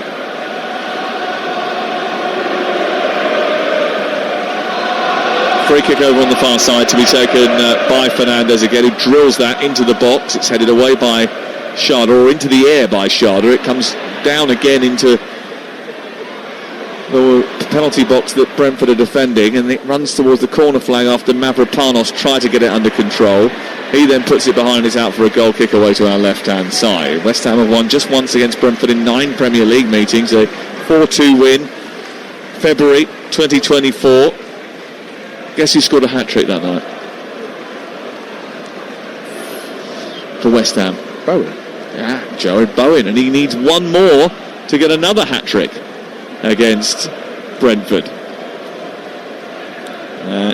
Emerson Palmieri also scored as well that night, an absolute stunning goal. That was back in February 2024. Here is Thiago playing it against Disasi. Another throw-in on this near side for the away team. And I've enjoyed watching that battle so far. Thiago not going to give up, that's for sure. Ball thrown down the right side and given away by Brentford too cheaply. Then a foul by Coyote, and Somerville goes down. Just wonder whether or not Coyote is just walking a bit of a tightrope before he gets a yellow card. Matthias Jensen is about to come on, and I think he'll probably take the place of Henderson, won't he? Or is it going to be Yarmuluk? It's going to be Yarmuluk who comes off. Yeah, I think with the fact that they'll have more of the ball, I think Henderson could have more of an influence than Yarmuluk. First substitution of the game. Spoke to Matthias Jensen the other week after a Brentford victory, and he was particularly enthused about the way that Brentford were playing. He was captain that afternoon. Was this after the Arsenal game that we did? I think it was a Thursday night after the Arsenal game, and he was really enthused about the way he played and the way the team played that night. They were excellent, I thought, actually. I'm a little bit unlucky not to win the game, and he in particular very proud to at the time have been captaining the team. Disasi spoons the ball out of play, another throw, this time from the area level with the edge of the penalty box, and Coyote encouraging everyone to come forward again, and you just get the feeling that they are going to create one chance from this at some point. This Michael Coyote, absolute chaos maker. He gets such great distance on it and such power as well, and he launches that one into the 6-yard box. It's headed away by the West Ham defence, picked up by Fernandez, and his silky skills take him away from Jensen, and then he manages to shuffle it out to the far side, the right. Carl Walker-Peters gets to halfway, then stops and decides to go backwards rather than forwards. Also, I think as the opposition, it gets tiresome to think, oh right, we've got to set ourselves up again, you've got to get back into position, all line up. It does, and that's where the mental concentration is so important with all of those situations, not to switch off. Well, he had such an influence on the game here in the Premier League. He created 6 chances that night from open play. Forget the stuff he does with his hands. It's the most by a Brentford player in a Premier League game. His 7 key passes match Sandro Tonali's record for an Italian in the Premier League this season. Ball over the top towards the left-hand side towards Somerville. Gets to the byline, tries to take on aforementioned Coyote. He goes to the left and out, muscles him. The ball goes loose inside the penalty area. Souček to finish it. He hits the defender, and it really should have come through to someone in claret who could have converted it. Conte keeps it alive, chips it to the far post. Souček was wrestling with King Lewis Potter. The ball's going to float out here. Might be a free kick against the big Czech anyway, but that was a chance to make it 3. Oh, it was. Great crossfield pass from Bowen to Somerville. Somerville doing what he's so good at, which is facing up full-backs and just finding that little bit of space. I think it was Bowen that was arriving late, but Collins gets the touch. But Souček couldn't have looked more uncomfortable, like he'd trod on a stone on the beach as he went to strike. Really uncomfortable movement towards the ball, and therefore no real power, straight into the first defender. Thiago, lovely take and spin in behind Mavropanos, then checks back, comes infield. He's got support arriving on the left for King Lewis Potter. 2-1 the score with 25 minutes to go. He gets to the byline, his cross is blocked, it goes out for a corner, and Brentford are on the offensive again. This is TalkSport. We've got the 2026 Cheltenham Festival getting underway tomorrow. TalkSport bringing you all the action across our network. The day's coverage starts at 6 a.m. from Cheltenham with the sports breakfast, Alan Brazil and a host of top guests. H&J bring you 5 races, including the feature race tomorrow afternoon. That starts at 1 o'clock. You can listen to all the shows on the TalkSport app, and you can ask your smart speaker to play TalkSport. Pretty easy. It's going to be a great couple of days. Really looking forward to it. Cheltenham Festival, TalkSport tomorrow. We absolutely love it. 67 on the clock, 2-1 to West Ham. Corner for Brentford though, and it's taken by Damsgaard. It's right under the goalkeeper, who didn't get the most convincing of punches on it. It's picked up again and sent wide towards the left, and then Jensen doesn't get hold of it, takes a little flick, and it goes out for a throw-in, and they'll settle for that again. Great delivery. Areola did really well though in amongst the crowd to pat that away, because the delivery was superb from Jensen. And it was Jensen, wasn't it, who took the corner from the far side, sent it right underneath the crossbar and towards the near post, and it forced him to come and try and get something on it. And this might as well, as he does punch from Coyote's long throw, which gets almost to the goal line. It's back by Aya to Coyote, who's got a chance to cross it in with his boot now. It's headed away by Disasi.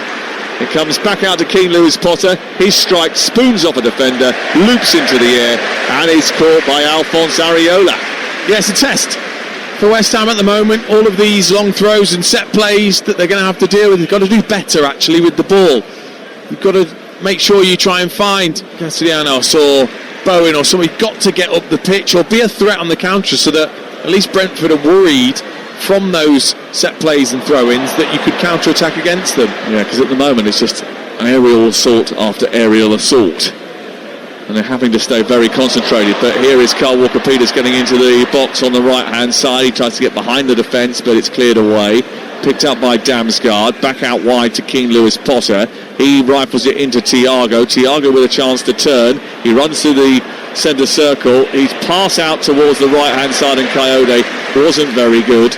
And Somerville mops it up, and West Ham bring the ball forward again. Somerville near side, plays it infield. A little bit dicey from Disasi into Soucek, and West Ham actually play high-risk football, but it comes off, and they come out the other side, and that's applauded by the London Stadium crowd, because Carl Walker-Peters is moving the ball on here. He's looking for Castellanos, and again that forward pass, the final ball forward, not quite good enough from Carl Walker-Peters, and Brentford have it back again inside their own 18-yard box. But better from West Ham. No reason whatsoever that you can't trust yourselves as players at this elite level to try and play through a Brentford press. It's much better, made them work hard there. Got to do more of that rather than just hitting it forwards and hoping Castellanos gets hold of it. It's a difficult physical battle up against Collins and Ayer. You're listening to the FA Cup live on TalkSport with McDonald's. Order the delivery on the McDonald's app from 11 a.m. 18 plus. Fees apply to delivery orders subject to availability. Price may vary. 2 on the score, 20 minutes to go. Good touch by Rotara, edge of the D, attacking the goal away to our left. There's space for Keane Lewis Potter, far side. They didn't spot him, went centrally. It was really congested, and now West Ham look to escape.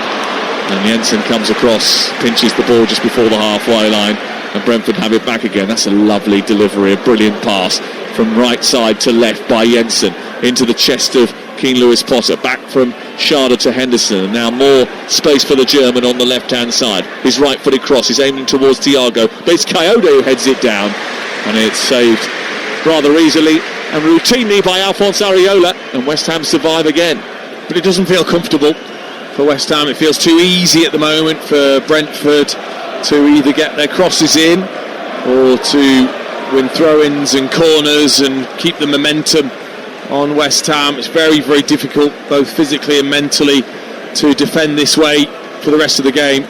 I don't think necessarily that they've tested Areola enough. He hasn't been stretched, has he? I mean, I haven't seen him make an amazing save yet. And that may be a source of regret, I think, for Keith Andrews. His team usually are quite good at testing, especially the weakest of defences. And although Disasi is back there today, it is a much changed West Ham United team. We're getting pictures flashed up in front of us of Sir Trevor Brooking, who is here today. Of course, he gave West Ham a great FA Cup moment when they were a second-tier side. He scored the goal against Arsenal in the 1980 FA Cup final. That remains the last time they won the FA Cup. And some people came very close to changing that thing, didn't they? Yeah, Steven Gerrard. And that's the bit where you say, well, they were winning when I left the pitch. Yeah, good point. That was in Cardiff's Millennium Stadium in 2006. Alan Pardew was the manager. And the Argentina manager, Lionel Scaloni, had a throw-in, didn't he, on the near side. He gave it away, and it ended up at the boot of Gerrard. I mean, Gerrard was miles out. I think Gerrard was in Swansea when he whacked that ball towards goal, but he still managed to find the net, and then the rest is history. That was 2006. This is 2026, and West Ham going through to the quarterfinals as it stands, and they're going to be going through to the quarterfinals if Rotara controls the ball like that. That is a heavy touch which takes the ball out of play and away for a goal kick. And that's what you've got to hope if you're West Ham, that Brentford get frustrated and start to overstretch or try things they don't need to. That's what you've got to hope for. 20 years! Wow. I was going to say you don't look a day older, but you actually look a couple of days younger. It's very kind. At least you got rid of that hair. I was going to say, I think that was the reason. What was that? Was that the skunk hairstyle? Yeah. Is that what it was nicknamed? You're looking after that for me as well, aren't you? All the hair, yeah. Maybe the skunk. 18 minutes to go before the end of the game. This is Talk Sport. And Conte trying to get round the corner. Across comes Aya. And he's a little bit aggressive with his challenge. That's a free kick to West Ham. West Ham United who are going to make another change in the next few moments, I think. It's a little bit of a breakout performance for Conte, isn't it, for West Ham? I think he's been really, really good for them, winning the ball back, helping to play through midfield, giving real energy in there as well. I'm going to get a bit of energy from Brentford as well, because Ronald Donovan is about to come on, and he gave us a few moments of excitement in the fourth round game against Macclesfield when we were up there a couple of weeks ago. Here is Fernandez sending it long towards the far post, headed back across the face of goal by Mavropanos. Bowen tries to chest it down. Thiago picks it up. He tries to hoik it forward, but it comes through to Bowen instead. On the right side, into the box it goes, looking for Castellanos. It's away by Collins, and then misfielded by Mavropanos, who didn't look confident there. It was closed down by Damsgaard and shuffled back by Walker-Peters, and it goes all the way back to his goalkeeper. We're going to see Sangutu Magasa, who came off the bench in midweek against Fulham and did very well. He was talked about quite a lot in the aftermath of that game. He's going to come on into midfield here, I think, for the final part of the match. West Ham just 16 minutes away from a possible quarter-final against Leeds United, and that draw really interesting tonight, with Southampton drawing Arsenal, Chelsea drawing Port Vale, Manchester City playing Liverpool, West Ham at the moment playing Leeds United, but there's still 16 and a bit minutes to play before the end of this game, and anything can happen. And Brentford have shown before that they can score late goals in this stadium. Ball up high over the halfway line by Brentford, cleared away by De Sassi, down by Castellanos. It's picked off by Fernandez, and then Castellanos gives it back to the Portuguese. Castellanos sends it wide out to the right hand side, and Carl Walker-Peters, and then West Ham on the attack, trundle down the right touchline. Goes back into Carl Walker-Peters, who's just a bit further back from Bowen, and they keep hold of the ball rather maturely here. Fernandez now spots a gap, he comes forward, he's on the edge of the D, he pokes it to the left. Myers approaches, doesn't decide to shoot that into the box, instead he just holds on to it, goes backwards, and West Ham retain possession again in a mature fashion as they look to try and manage the game. 15 to go. But it's Fernandez that it's going through every single time. They're desperate to get him on the ball. A couple of great passes in through that midfield. Castellanos pushes Collins in the back. They have some big fixtures to come, don't they? Manchester City away at the weekend, or at home at the weekend, sorry. Then Crystal Palace, then Tottenham, then Newcastle United. Brentford, whose next game is against Wolverhampton Wanderers live on TalkSport on Monday night. It's confirmation of that change. Mamadou Conte coming off, and on comes Songatu Magasa. And I think, as you say, good performance by Conte tonight, and that'd be the one that sort of cements him in that thinking for Nuno Espirito Santo. I don't think he'll be a regular between now and the end of the season, but he will be probably next season, I would have thought. Yeah, and more importantly, he's impressed these home supporters. We've seen a real top performance in terms of that work rate, winning the ball back, things that supporters still love. Well, this is where, if you're a West Ham United fan, just turn the radio down for a couple of seconds. There you go. You turn it back on in a minute. No team has conceded more goals in the final 15 minutes of Premier League games this season than Newcastle United. But West Ham United are not far behind. Late goals have cost them very dear this season, and Brentford are very, very good at scoring them. You can turn it back up now. But has the mentality changed? That's the thing for these West Ham players. you've got to make sure Brentford are really forced to create anything. Now, there's got to be a real team ethic about it. You've got this lead. You're going to say to Brentford, what have you got? What can you do to try and break us down? And then Brentford have got to find the answers. Well, and just saw an example of that mentality shift in the way they managed the last few minutes of the game, just keeping hold of possession instead of forcing it when they didn't need to. They made sure they checked back, kept hold of it. Just keep Brentford at arm's length. That's what they need to do between now and the end of the game if they want to get through to a first quarter-final in 10 years. Here is Ouattara, a little back heel, tries to be a little bit too elaborate, gives the ball away. Fernandes with a perfect pass out towards the right-hand side. Beautiful delivery, taken down by Bowen. He gets into the penalty area, he races into the box. Right-footed shot saved by Creven Kelleher down to his left. A good stop by the goalkeeper. A good effort from Bowen. It remains 2-1 to West Ham. Great from Fernandes again, but much better from Jarrod Bowen. What we've expected to see from him, 1v1 against Collins, using that pace, going on the outside, striking really well with the right foot. It's a simple save for Kelleher because he was in a great position to just move to his left and put it behind. Corner kick to be taken by the aforementioned Bowen, and there are 6 claret shirts inside the penalty area. It goes towards the back post. Mavropanos is up there. Kelleher gets just enough to finger it away. And it's cleared out towards the near side, and Coyote just pumps it away. Here is Fernandes again. Magassa. Well, he tried to shove that forward into Bowen. He saw the pass, but he couldn't execute. He ended up thrusting his foot into the ground, I think. The ball goes out towards the far side. Keane Lewis Potter picks it up. Played on towards Ouattara. Hangs it up into the penalty area. Coyote feels as if he's got to push in the back as he went towards the goal. It's a penalty for Brentford in the 79th minute of the game. And West Ham United again have shot themselves in the foot. The cross into the box. Coyote going towards it. A push in the back. And a yellow card comes out as well. And it's going to be a penalty kick for Brentford. Well, my initial thoughts were it was a penalty. Because Coyote, again, had got on the inside of Somerville, it's just how much of a shove it was. But the flight of the ball from Ouattara was excellent. It was hung up to the back post, and you think Coyote's just going to head this in, and it was a shove from Somerville, from below.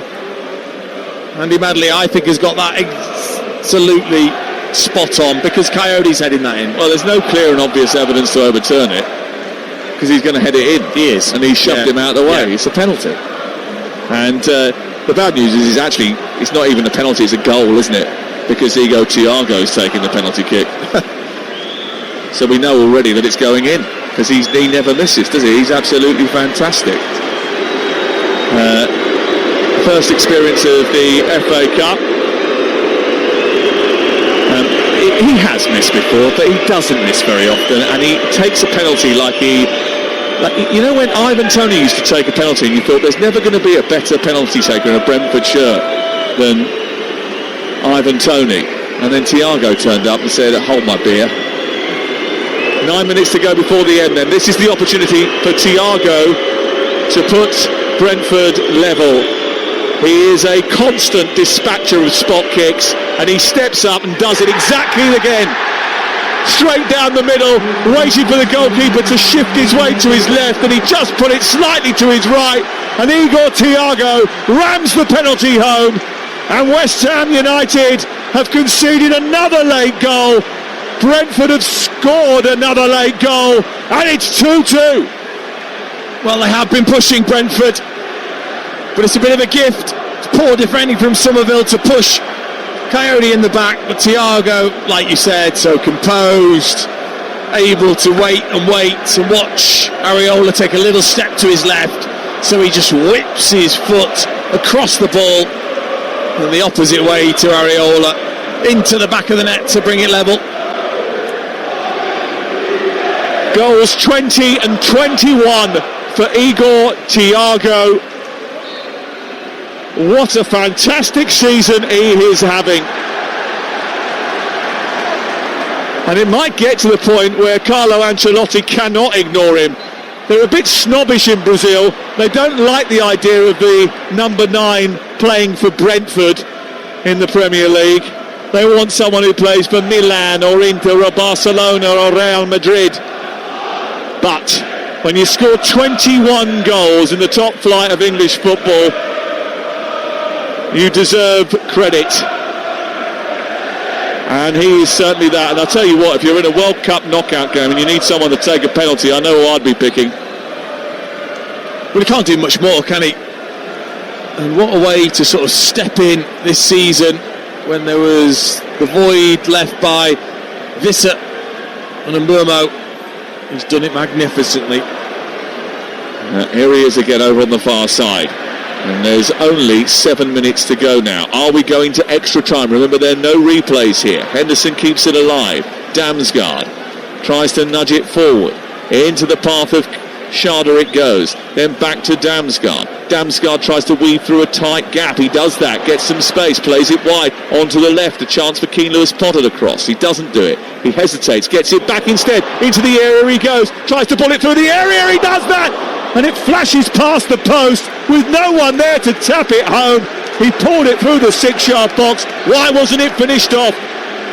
Well, because it was too high and powerful. He does brilliantly, Lewis Potter, to just get away from Walker-Peters. But then when he gets into that position, nobody wants it at waist height, rifled across the penalty area.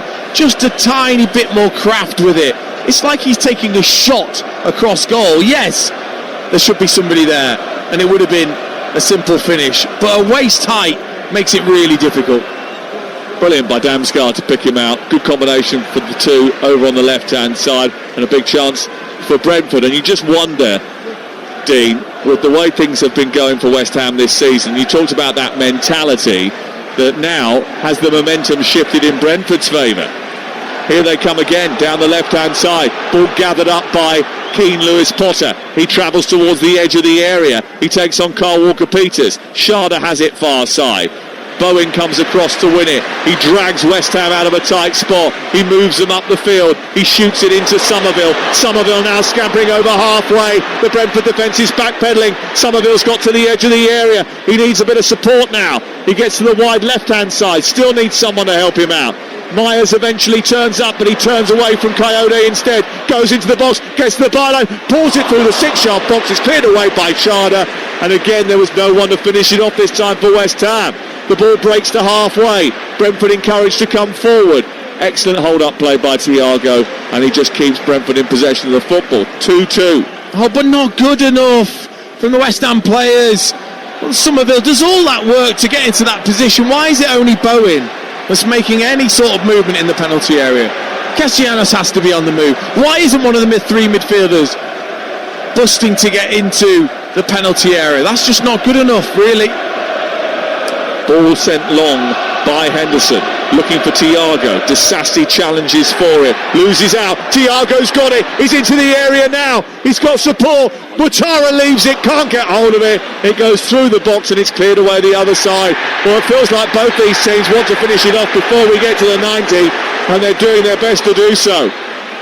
Free kick for West Ham inside the centre circle. And now eventually that change that Keith Andrews has been planning for a while. Ramel Donovan is coming on. And he started in the third and fourth round, his 9th appearance. And he comes on for Mikael Damsgaard. I just wonder how that will shuffle across and who might just, unless they're going to go with Schade up there with Thiago, maybe go to a 4 with Ouattara going out to the left and Donovan on the right. Looks like that, doesn't it? 4-4-2. Which they were playing more of that early in the season with Schade up there with Thiago. West Ham actually went to Fulham last week and played 4-4-2.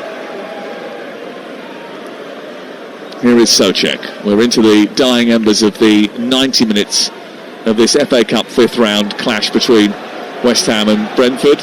Neither team will probably want extra time, but we are going to get it if it stays like this. Away by Areola, forward by Henderson. Thiago's picked it up. Back into Jensen. Into Henderson, who skips away from Magasu. Hasn't quite got into the game yet. The ball is out on the left with Keane Lewis Potter, and then Henderson again. He approaches the penalty area. He slips it down the left side for Ouattara, who's crossed into the box. He's hung up well, flicked away by Disasi. Thiago is going to keep it alive inside the box. Donovan takes over, back to Coyote, Donovan again, and the little live wire bursts into the box. He runs into two claret shirts, the ball bounces into the path of Bowen, and then he tries to bring it out the other side, but Myers immediately has got attention from Jensen. It goes out of play and away for a throw in the left full-back position. 2-2, 2.5 to go. Yeah, it doesn't feel like West Ham have particularly got a lot left in terms of counter-attacking. It's been all Brentford really in the second half. They've been excellent at just keeping composed in the way that they've built up their attacks, not just giving it away aimlessly. I don't think the changes have helped West Ham, whereas the changes have maybe helped Brentford a little bit more. Here is one of those West Ham substitutions. Magasu has given the ball away again into Jensen. Jensen inside the centre circle, nudges it back to Ayer. Back in field it goes to Henderson. 88 minutes on the clock. Is there a late winner in this game? We told you that West Ham can't stop conceding goals in the final 15 minutes. They've done it again. And at the moment that's earning Brentford an extra half an hour to try and get this job done. The Brentford fans are the ones that are singing now behind the goal away to our right, as Schade receives the ball, gets challenged by Collins, that then runs loose, and then there's a bit of space in behind for Castellanos to run into, but Ayer read the danger, ran across his defender and managed to get it back towards that left-hand side, where it's cleared away by Keane Lewis Potter. Drops for...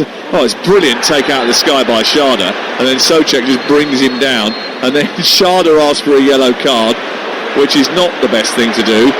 And Andy Madley says, but I was going to give him one anyway. Yeah, he had to. Magnificent touch from Schade, velvet-like, taking it out of the sky, and Souček just bundles into it. Probably a decent one to take, really, because that would have been a sharp counter-attack had he got away.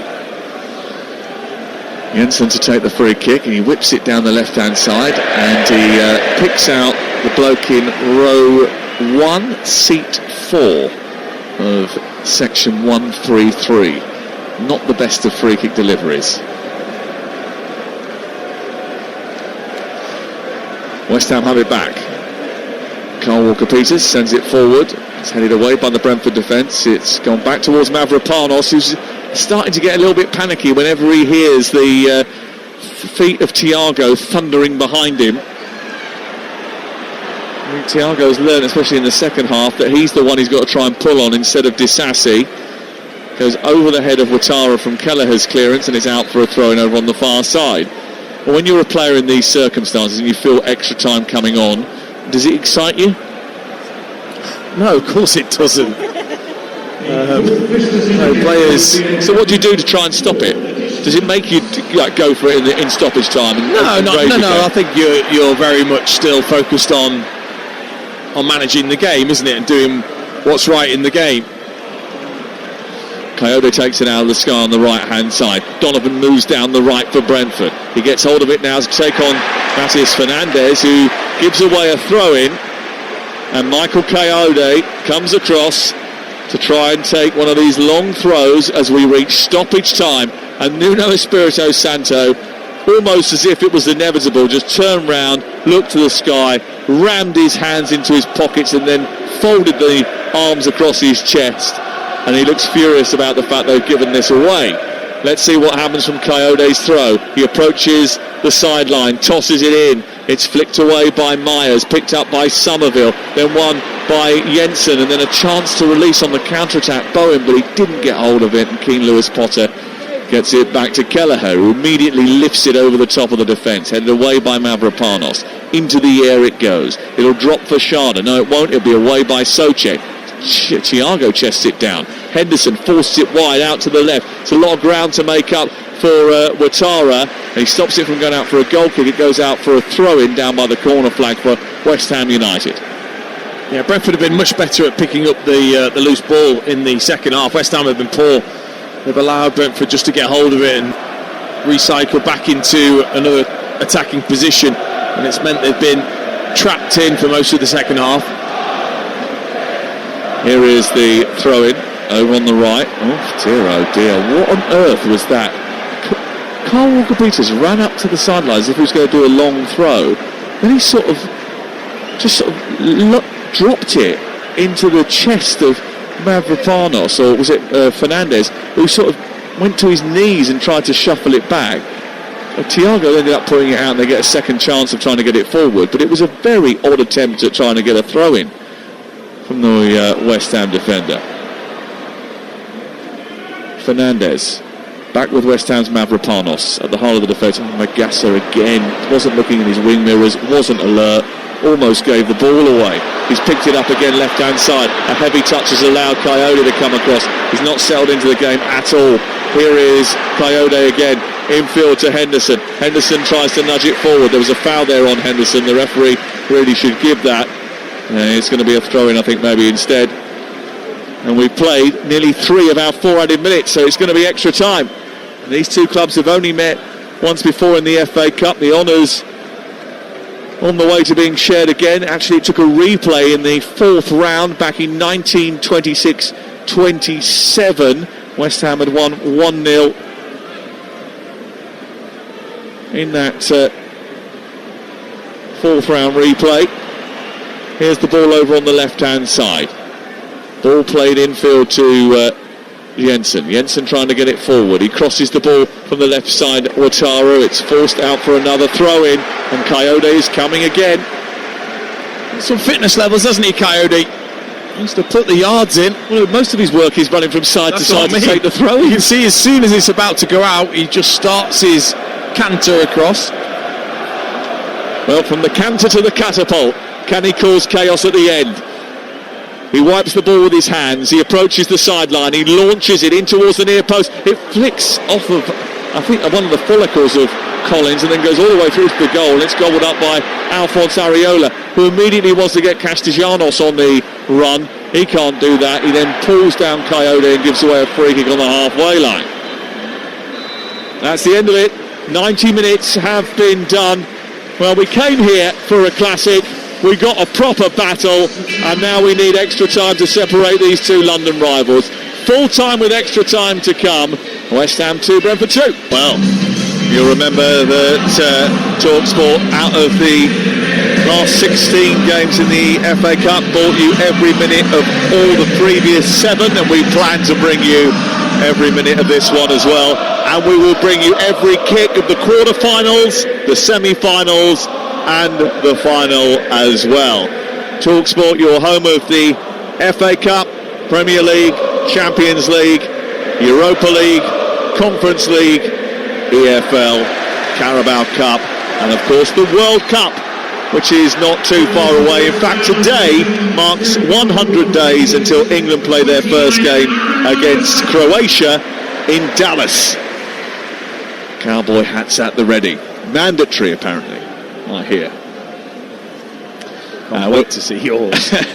I can show you it if you want.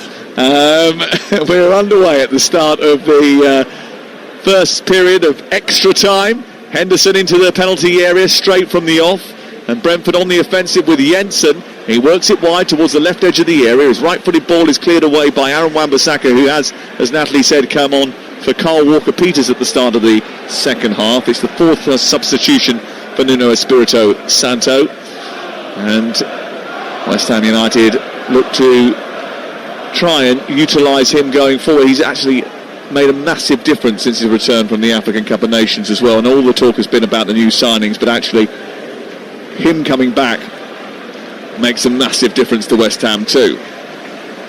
Yeah, it does.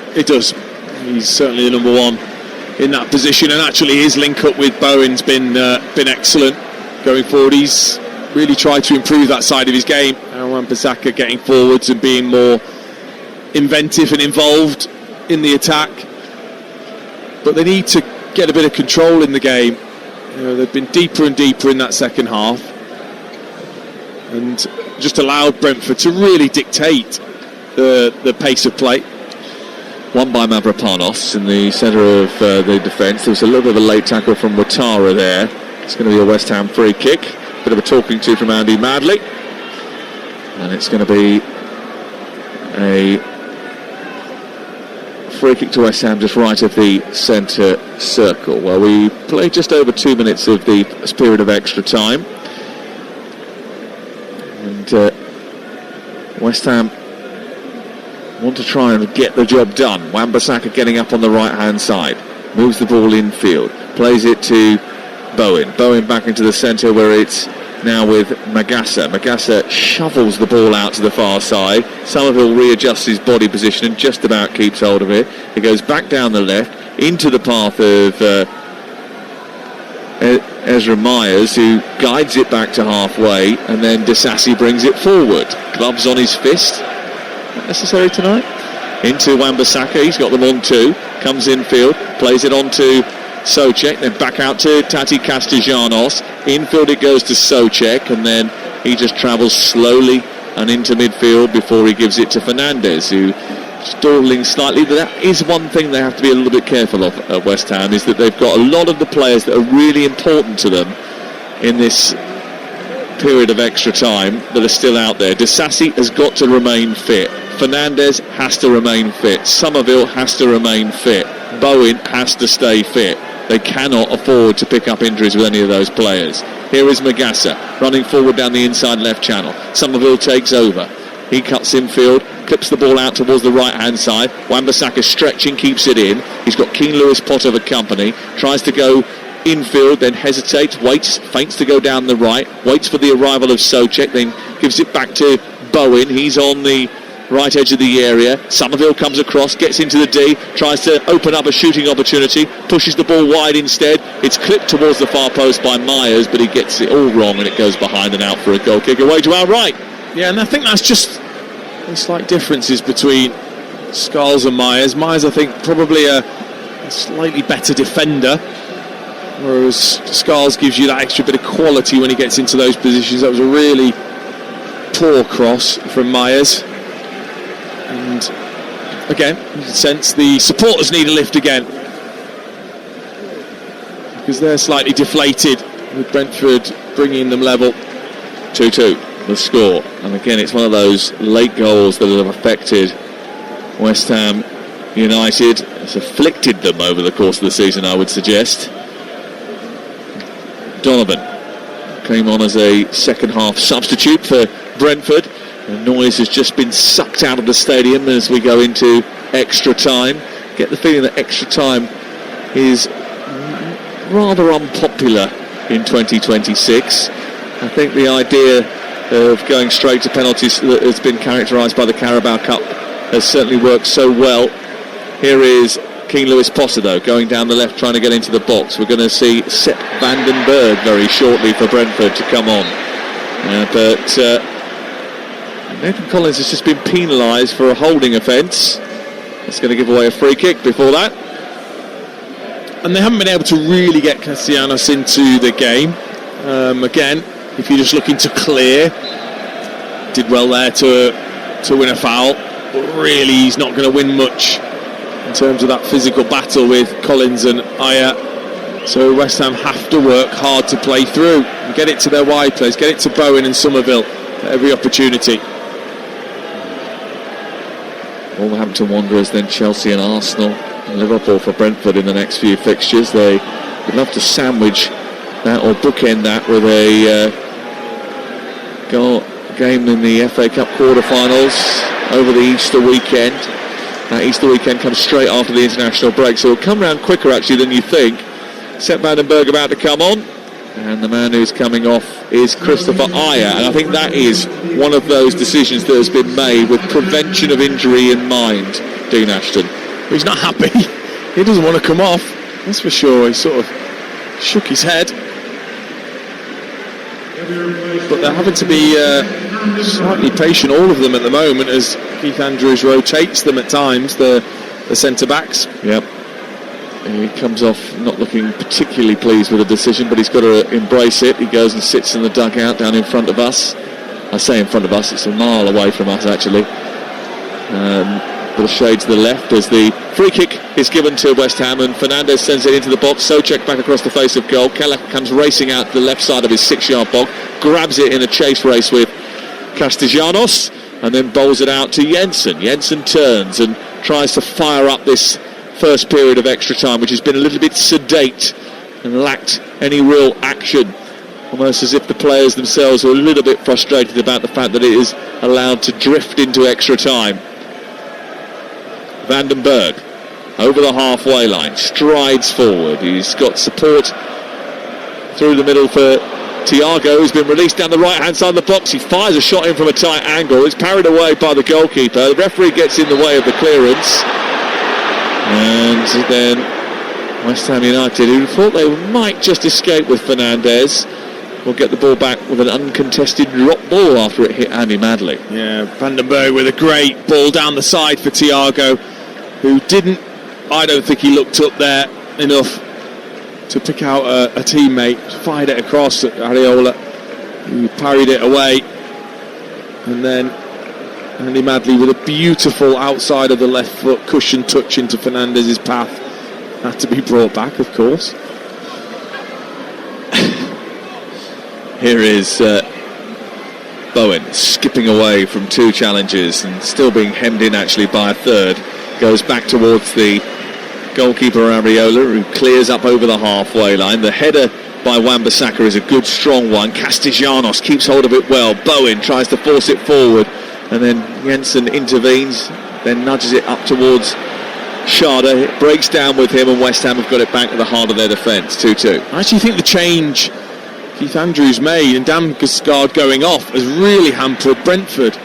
Not being able to play into Damsgaard as the 10 there, and just having Thiago and Schade up there. West Ham have coped a little better, I think, since that change. Yeah. Almost as if there's just a bit too much of a gap and not enough of those smaller, shorter balls, and Jensen's going to have to get through a lot of work if he's going to fill that void. Here is Fernandes, who's had a great evening on the football. Into Magassa. Now Wan-Bissaka, who cuts in. Into Bowen. Bowen inside the box. Back to Magassa, right side. His cross is wild. Absolutely wild. And that sort of sums up his evening since coming in as a substitute in the second half. Yeah, it's really poor. At any level, let alone this level. There wasn't anyone in there anyway, to be honest. Castellanos was the only player in there. Wasn't moving. And so it was the wrong decision to cross in the first place. And was really poor and just flattens the crowd a little bit more. Quite a few flat caps on display today inside the London Stadium. There'll be a few more tomorrow when we bring you full commentary of and coverage of the Cheltenham Festival 2026. All gets underway on the Sports Breakfast with Dean Saunders and with Alan Brazil tomorrow morning when you wake up. Looking forward to that. Here is Fernandes approaching the edge of the area. Onto Bowen. Bowen now into the box. He tries to fend the ball in towards, I think it was Magassa he was looking for, but he played it straight to a Brentford jersey. And then it's Brentford who come out with the ball and get up to the halfway line with Coyote. He races up towards that halfway line and then pushes it into the path of Donovan. Donovan now trying to take on Myers. He runs up towards him, then comes infield, plays it back to Henderson, who hoiks the ball up into the sky. It comes down for Ouattara. Ouattara then is challenged by Wan-Bissaka, and it looked for all the world as if he made contact. The referee has gone straight and said no penalty. That's a goal kick. Dean Ashton. Well, Ouattara's his reaction said it all. I think he expected the challenge from Wan-Bissaka, stumbled to the floor rather than dived, but it certainly wasn't ever going to be a penalty. Well done, referee. Yes. Very, very good refereeing, because that could have been an absolute nightmare. Wan-Bissaka, who pulled out of the challenge, did the right thing. 2-2. Goal kick away to our left. We're in the 102nd minute of this game. Extra time. We've got another 15 minutes to go. Keith Andrews desperate to get on with things, has altered into the role of ball boy. He throws it into the path of Keane Lewis Potter, and he on halfway is about to take a throw-in. Keith Andrews' first away win as the Premier League manager came here in October. Igor Thiago and Matthias Jensen scored. It was a dominant performance. It's been more difficult for them today. They had 22 shots on that night, 60% possession. They hit the woodwork twice as well. They should have been over the hills and far away before eventually Jensen made it 2-0. Henderson on towards the left, where it's collected by Keane Lewis Potter. Gets towards the byline, keeps hold of it well. In towards the 6-yard box, and again it's a really good delivery. and Thiago was over on the far side, and he ended up not being able to get on the end of it. They keep it alive with Donovan after Thiago does some good work. Donovan looks up, plays it into Henderson. Henderson back towards Coyote. Donovan wants a free kick. Coyote's crossing the box, but there isn't too many blue shirts waiting for it. It falls on the edge of the area. Wan-Bissaka now has it. He's going to get it clear, and eventually he managed to push it into the path of Somerville. And he's encouraged to come forward. He skips away from Donovan. He runs up towards Van den Berg. He gets to the edge of the area. He goes on the inside. He tries to put it through the legs of Coyote and loses the ball. Just tried to do too much, didn't he there, Somerville? Needed to recognise that he drew 3 players in towards him and then just needed to pop it away. But what is wrong with the forward players this evening? I think I count that 4 times a wide player's done brilliantly to put a great ball into the area, and they're all just watching. None of them are taking a risk. None of them are trying to dive into space. That's not proactive enough. Here is Castellanos trying to force the issue away by Ouattara, but he's sort of run into Wan-Bissaka. Wan-Bissaka has kept it alive. Souček now forward for West Ham. He's crossed into the box, which is an easy catch for Kelleher. It's picked out of the sky, and he will clear it away. And it remains 2-2, and we're heading to penalties at this rate. And I just wonder who will fancy their chances more. Will it be West Ham United or the guy who has probably won more penalty shootouts than anybody in Caoimhin Kelleher? Here is Keane Lewis Potter down the left onto Ouattara. Keane Lewis Potter can't get round the corner. It goes out for a goal kick. Yeah, we're starting to see that fatigue just starting to set in now. A few mistakes, loose passes, not enough energy to open the opposition up. A few sort of bowed heads, just having an extra breather when there's a goal kick. Well, Callum Wilson is about to come on. He also will probably be there if they need to take a penalty. He's just about to come on before we get to half-time and extra time. He's signed a new 1-year contract today. Maybe he will get the winner to celebrate his new contract. Ball sent long up to Castellanos. Back and away by the Brentford defence. Collins down the left for Ouattara. He's got Sharda in the centre. Donovan making a run. He goes towards the near post and trying to catch out the goalkeeper. He actually missed the target, but the idea, I think he was trying to catch out the goalkeeper, or did he miss-hit the cross? I think he just miss-hit it because Donovan had made a darting run. Ouattara just tried to find him. And again, as has happened a few times tonight, that extra bit of quality just hasn't been there. I always think, like, sometimes when they do extra time, they just add on a minute just because they feel like they have to. Yeah. I mean, because there's nothing over the course of 45 minutes, I get it if there's 1 or 2 minutes that you have to add on, but over 15 minutes, and there hasn't been anything in this 15 minutes, there's hardly anything. Here is Sharda, linking well with Thiago, getting into the penalty area, pulling it back, it might come through to Donovan! Over the bar! What a chance to put Brentford back in front at the stroke of half-time. He would have been absolutely delighted if that minute had come on the board and he'd managed to convert that chance. What an opportunity. Sharda down the left-hand side, teed it up for Ouattara, who left it, maybe now inexplicably, because as it came through to Donovan, he had to find the target. He aimed towards the far corner and he blasted it over the bar. Oh, that is the chance though, isn't it? For Ouattara if he wanted it, but he didn't. Stepped over it for Donovan, who again has just got to have that composure to keep it down. And again, just trying to be too accurate, trying to find the top corner when he didn't need to. Brilliant by Thiago and Sharda. And then Donovan just cannot keep it down. It's 2-2 at half-time and extra time on TalkSport with another 15 minutes and possibly penalties to come. Yes, Callum Wilson is on. And so too is Kai Furu, who again played in that game up at Macclesfield when we were there 2-3 weeks ago, and he has come onto the field. So we've got a couple of changes at the start of the second half of extra time. Yeah, I think protection for Fernandez of West Ham, taking him off. and Castellanos can either play up there with Wilson or can just drop and play in the 10 role. So it's Souček that kind of stays on of the regular starters. Fernandez goes off. Sharda has come off for Brentford, and that means that I thought he might be a penalty taker actually, Sharda, didn't you? Again, I would expect any forward to be a penalty taker. Yes, but that's not always the case, is it?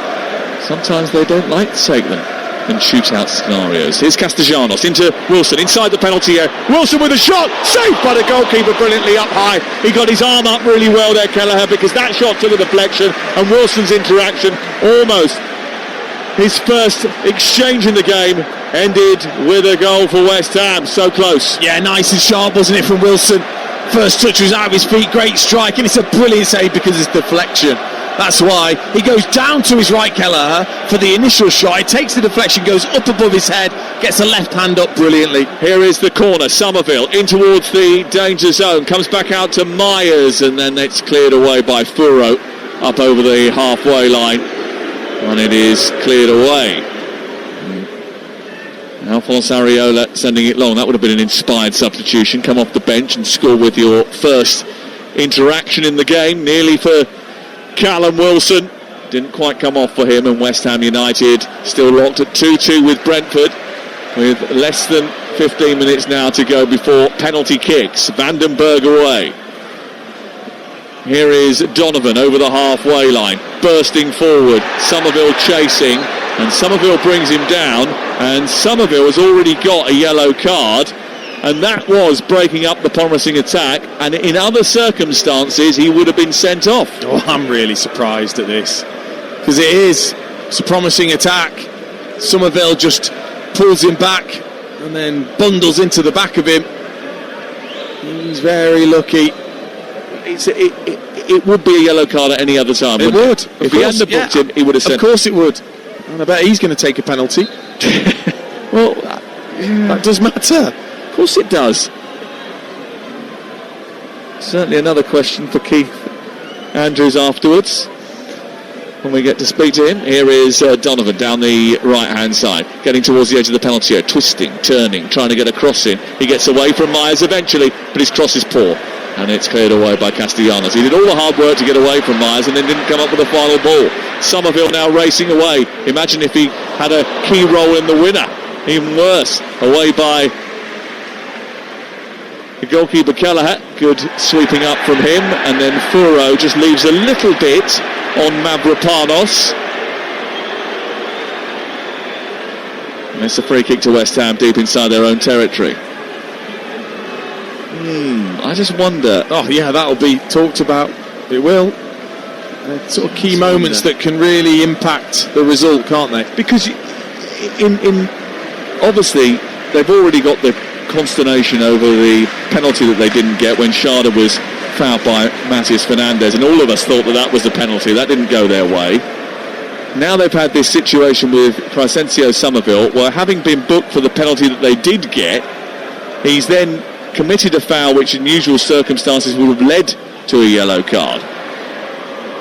Ball up towards Furo, nobbled off by Mavropanos. Nabbled. The worst thing was I said it and I knew I'd got it wrong, and then it was the way that Izzy looked at me, and that just sent me into a spiral. Anyway, forget that. Let's continue with the game, because the ball is over on the far side with Wan-Bissaka into Magassa. Magassa plays it square now. Onto Myers. Myers onto Somerville. Somerville approaching the penalty area. His right-footed cross is a really good one towards Wilson, but it's cut out by Vandenberg. Souček tries to keep it alive. He bundles into the box with a chest pass forward towards Myers. It doesn't quite come off, but Myers has got it again here. Now high up on the West Ham left. Souček tries to dive in, gives away a throw in. It's back with Brentford, and we've got just 10 minutes to play here. Better from Somerville though, not wasting time on the ball that time, just got out of his feet. Great ball in, good defensive header. Bowen linking well with Wilson inside the penalty area. Castellanos, did it take a little flick off an arm there? The referee said no. but certainly Castellanos felt that it did, and Brentford are racing away at the other end. It's picked up by Dongo Watara. He gallops up towards the edge of the penalty area. His cross is poor, it's laboured, it's fatigue driven. It comes off the back of Mavropanos and goes out for a corner kick. Well, Castellanos is adamant that it comes off Lewis Potter's hand. His hands are by his side. I think it's actually a poor touch from Castellanos, more than anything else, that just grazes the arm of Lewis Potter. Well, this is a bigger problem, because although that was never a penalty in a million years, Crescencio Somerville has picked up what looks like an injury. He has taken his socks down and he is holding his forehead. And I mentioned it to you earlier, the last thing that West Ham United need now was one of the key players that are still on the pitch to have picked up an injury, and he has. I just wonder whether it was in that challenge as well with Donovan, because he went crashing into the back of his legs. I just wonder whether he's hurt his knee in that clash. So it looks like that's what the physio's just testing, is the left knee. Somerville trying to come up with a way to continue in the game. They've played 112 minutes of it.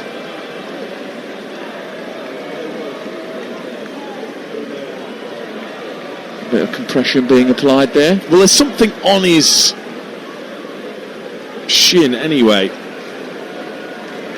Just wonder whether it was something before the game, which meant maybe he didn't start the game anyway. But I wonder whether we will try and give it a go here. If so, it means it probably isn't too serious, and maybe something he's been carrying anyway. Well, he's back on his feet and he's hobbling over towards the near touchline, because he has to have obviously 30 seconds off the pitch.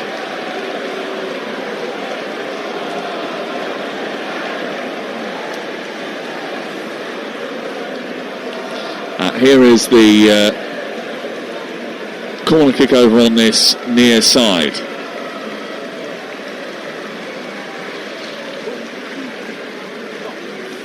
And it'll be interesting to see what happens.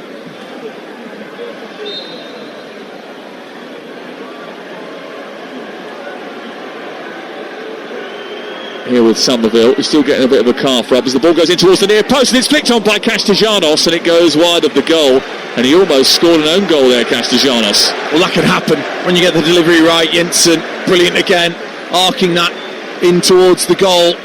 Castellanos thinks he's just got to get something on it, but nearly, because of the spin, does that end up at the back post, dropping in over Areola. Here is the corner kick on this near side. Somerville comes back on, but he's not moving particularly freely. Here is the corner to be taken by Dongo Watara.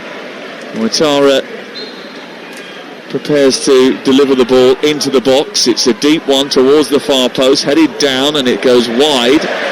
And I think it came off Furo last, and it goes out for a goal kick away to our right hand side. Yeah, laboured. It's all very laboured now. In extra time. Yes. And that is a bit of an issue, really, isn't it? Every restart is a lot slower. The referee giving the players time to kind of get their legs going again as they find their way up the pitch, ready for a big long goal kick. Well, I just wonder whether or not West Ham, they've used 5 substitutes, haven't they? But they do have a 6 additional one in extra time. But have they used all their windows, which is a bit of a worry for Nuno Espirito Santo? As the ball goes into the box, they made a couple at half time, didn't they? So it should be absolutely fine. They haven't used the requisite number of windows. Here is Donovan down the right hand side, trying to keep things moving. They want to keep they've used 6 subs. That's the reason they can't bring off Somerville. They've used all 6 of their subs. I think that Wan-Bissaka at the start of extra time was the 6th. Yes, they have used 6. Scholes, Walker-Peters, Conte, Fernandes, Traore and Pablo. All 6 have been replaced, so they can't take off Somerville as a result of that. So he's got to try and get all the way through to the 120-minute mark. Ball picked up on the left-hand side by Keane Lewis-Potter. Angled in from the left by Ouattara. Almost playing with 10.5 men, West Ham, as a result of this. But again, Dean, there's another situation you don't want to happen. You've used 6 substitutes. You've got a player who's key to you, who's only half fit. He's now being forced to stay on the pitch here, and he could do himself further damage. Yeah, it's not ideal, is it? I mean, they've just gone and put him in the kind of 10 role, and Castellanos has come over to the left-hand side just to see if he can be that body he can bounce the ball off, really, in that area, and he doesn't maybe have to extend himself too much, but it's not ideal. They wouldn't keep him on unless it was something that isn't too serious. Well, you'd hope not, because he's not moving very well at all. He's limping, and he's got to he may have to take a penalty if it goes all the way through a team. I wonder actually whether or not they might withdraw him before the penalty shootout, and then that way that Brentford have to withdraw a player as well when we get to the shootout, so it's only 10 that have to take them. Let's see. Here is Somerville under pressure immediately. Myers gets it back. They'll hope to find a way not to have to get into that. As the ball goes in from Castellanos, he takes a deflection and goes over the top of the crossbar. He was on the edge of the area, hit it early. It hit the back of the defender, and it spooned over the top and hit the roof of the net. Sharp, wasn't it, from Castellanos? Out his feet, bang! Just hit that towards the near post. I actually think the deflection helped to start with, as it would have been a simple save for Keller. Went over his head, and the top of the netting rippled. Just over the crossbar. Over the crossbar it goes, and out for a corner kick over on the far side. Here is the corner kick to be taken by Bowen in towards the near post, away by Collins, headed forward by Myers. It's picked up on the edge of the D by Mavropanos, who's trying to keep it alive. Furo hooks it clear up towards the halfway line. It's shuffled back by Magassa, and then it goes all the way through to Areola, and they build again. Back by Wan-Bissaka. Then on to the left-hand side, and Myers. Well, still Somerville continues. Just wonder whether or not you just now decide maybe it's better just to play the last few minutes with 10 players rather than risk an injury for Somerville. Maybe they think he can just manage it himself over the next 2 minutes, and just a body out there occupying defenders. They've turned the ball over though, Brentford, as Castellanos is coming off that left touchline and run into traffic. He's given it away to Jensen, who speeds the ball into the path of Thiago. Thiago's cross into the box, headed away by Disasi, chested down by Wilson, and now they turn and run and try to attack going forward. West Ham, Wilson out to the right, Bowen picks it up. We're in the 119th minute. In extra time, 2-2 the score. Bowen into the box, tries to force it through to Callum Wilson. It's blocked by Collins and cleared away. Magassa picks it up. It's behind Wan-Bissaka. 90 seconds of extra time to play before penalties. Bowen grabs hold of the ball, runs forward. He's got Wan-Bissaka to his right. There's only one player in the centre, and that's Wilson. The cross is aimed towards him. It's tucked behind by Collins. It's out for another corner. Well, you're tired, you're fatigued. Is this going to be your chance? Brentford have got to be really switched on from this corner.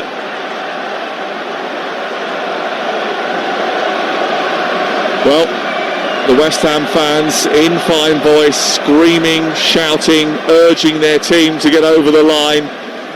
In the corner in front of the Bobby Moore stand, away to our left-hand side. Souček, the warrior, could be a target here. Somerville is inside the penalty area. Mavropanos is at the near post. It's aimed towards that central area. Vandenberg with a good header away. Disasi picks it up on the near side.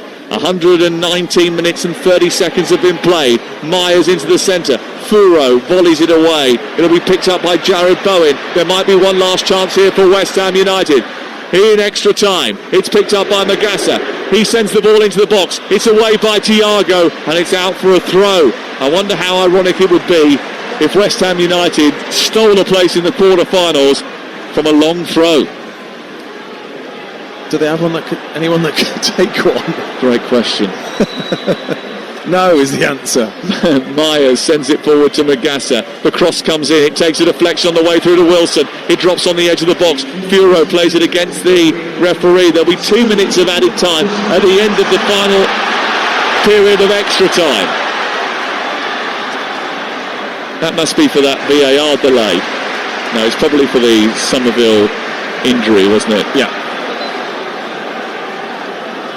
Now the ball out of play over on the far side. Picked up by Bowen.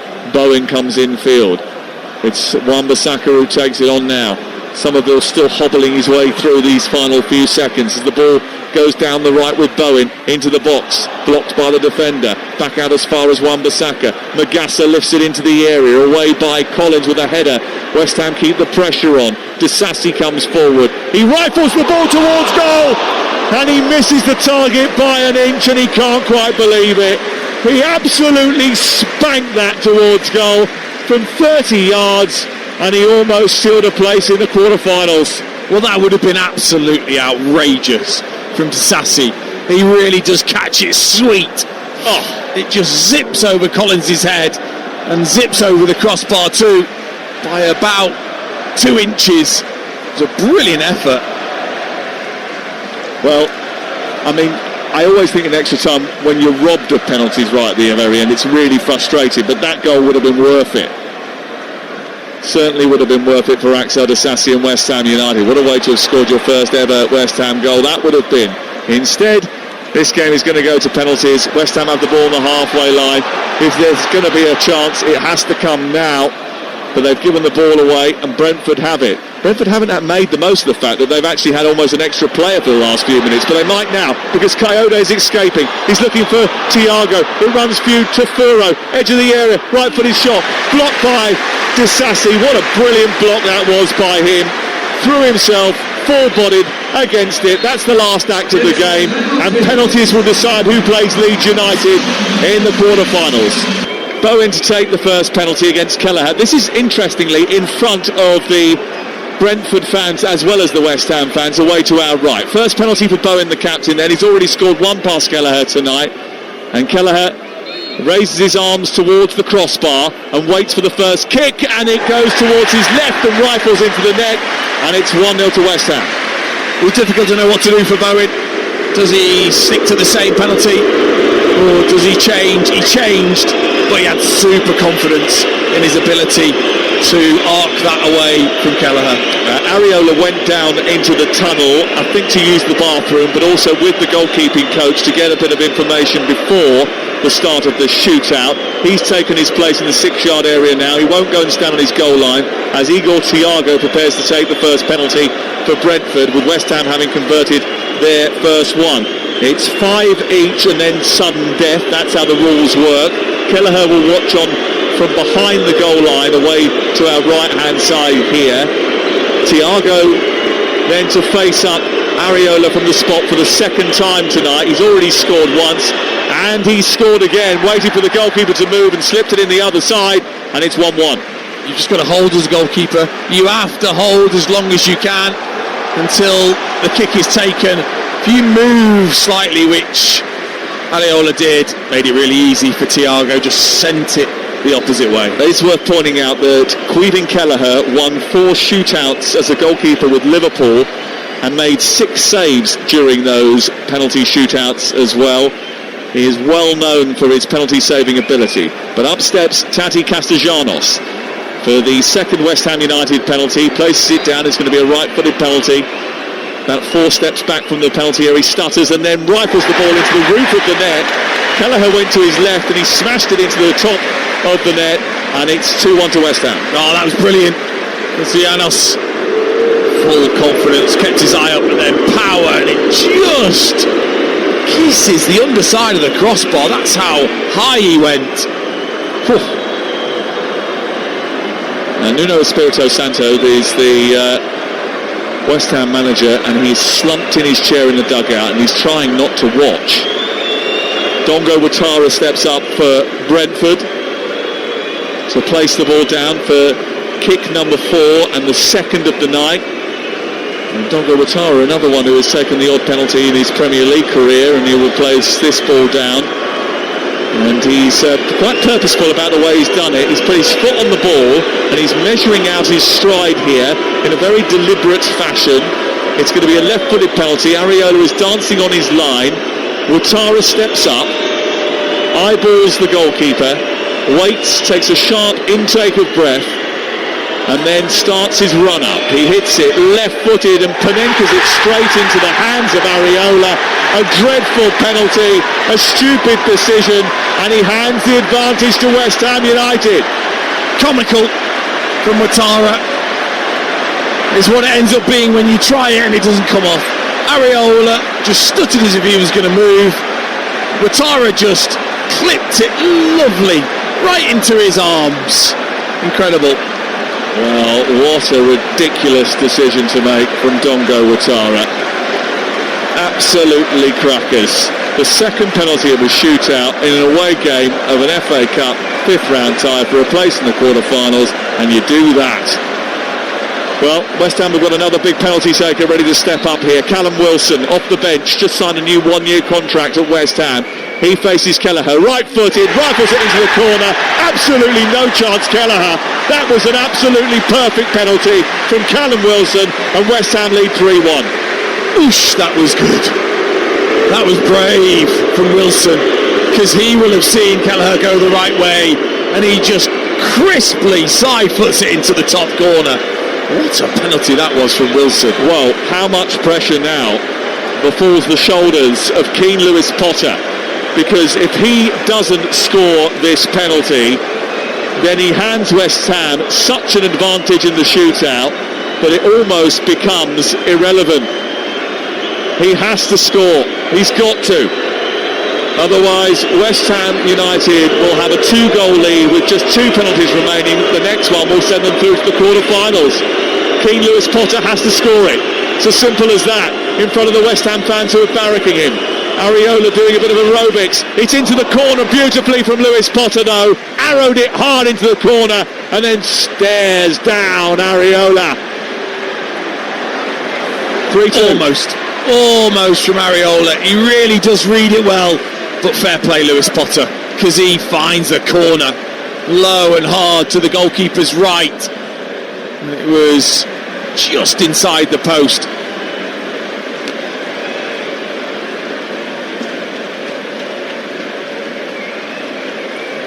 Well, Thomas Souček places the ball down for penalty number 4 for West Ham United, knowing that this forces Brentford into action.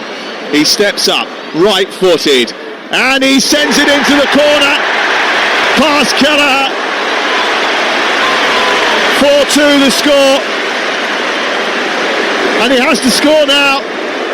Matthias Jensen steps up with the responsibility of keeping Brentford in the FA Cup. And again, Kelleher goes the right way. But another outstanding penalty from West Ham. Souček again, firm and side-footed like Wilson. Not quite in the top corner, but very close. Well, this is a huge moment for Matthias Jensen. 1-time, 2-time, maybe even 3 or 4-time captain of Brentford. A loyal servant, someone who has come up with them and established himself as a really big player in their team. He faces down Areola, knowing that he has to hit the net, otherwise West Ham are through. It's Matthias Jensen who steps up, right-footed, powers it past Areola, and it's 4-3. Wasn't he cool? He backed his ability there, Jensen, because he's got plenty of it. And it was the total opposite to Ouattara's. It was down the middle, yes, but it was so powerful, right in underneath the crossbar. Well, I am surprised about kick taker number 5. Konstantinos Mavropanos has been much maligned as a defender for West Ham United, but he could be the one who sends them through to the quarter-finals with this kick of the football. The Greek international steps up, right-footed, and it's a brilliant penalty into the corner. And West Ham United are through to the FA Cup quarter-finals for the first time in a decade. Nuno Espirito Santo's side have ended their 10-year wait, and they've done it on penalties with an absolute thumper from Mavropanos. What a penalty to win it for West Ham. Mavropanos, stunning side-footed penalty into the top corner. I mean, look, they made it difficult all evening, West Ham, but what a lift it's going to give this place and these players. Fantastic resolve when they've given up a lead twice, but the penalties were just nerveless. It's a brilliant strike from Mavropanos, who sticks it in the postage stamp with an absolute rocket. Dongo Watara's dismal decision to try a Panenka with the second penalty of Brentford's 5 has cost his team dear. West Ham United celebrate. Nuno didn't watch, but the FA Cup 5th round curse is over for the Hammers, and so is Brentford's dream. Their 37-year wait for a quarter-final continues, but for West Ham, it's a night to celebrate, and there haven't been enough of those this year. The winning penalty from Mavropanos does the job. 2-2 it finished during the course of 120 minutes, and West Ham United win on penalties by 5 goals to 3.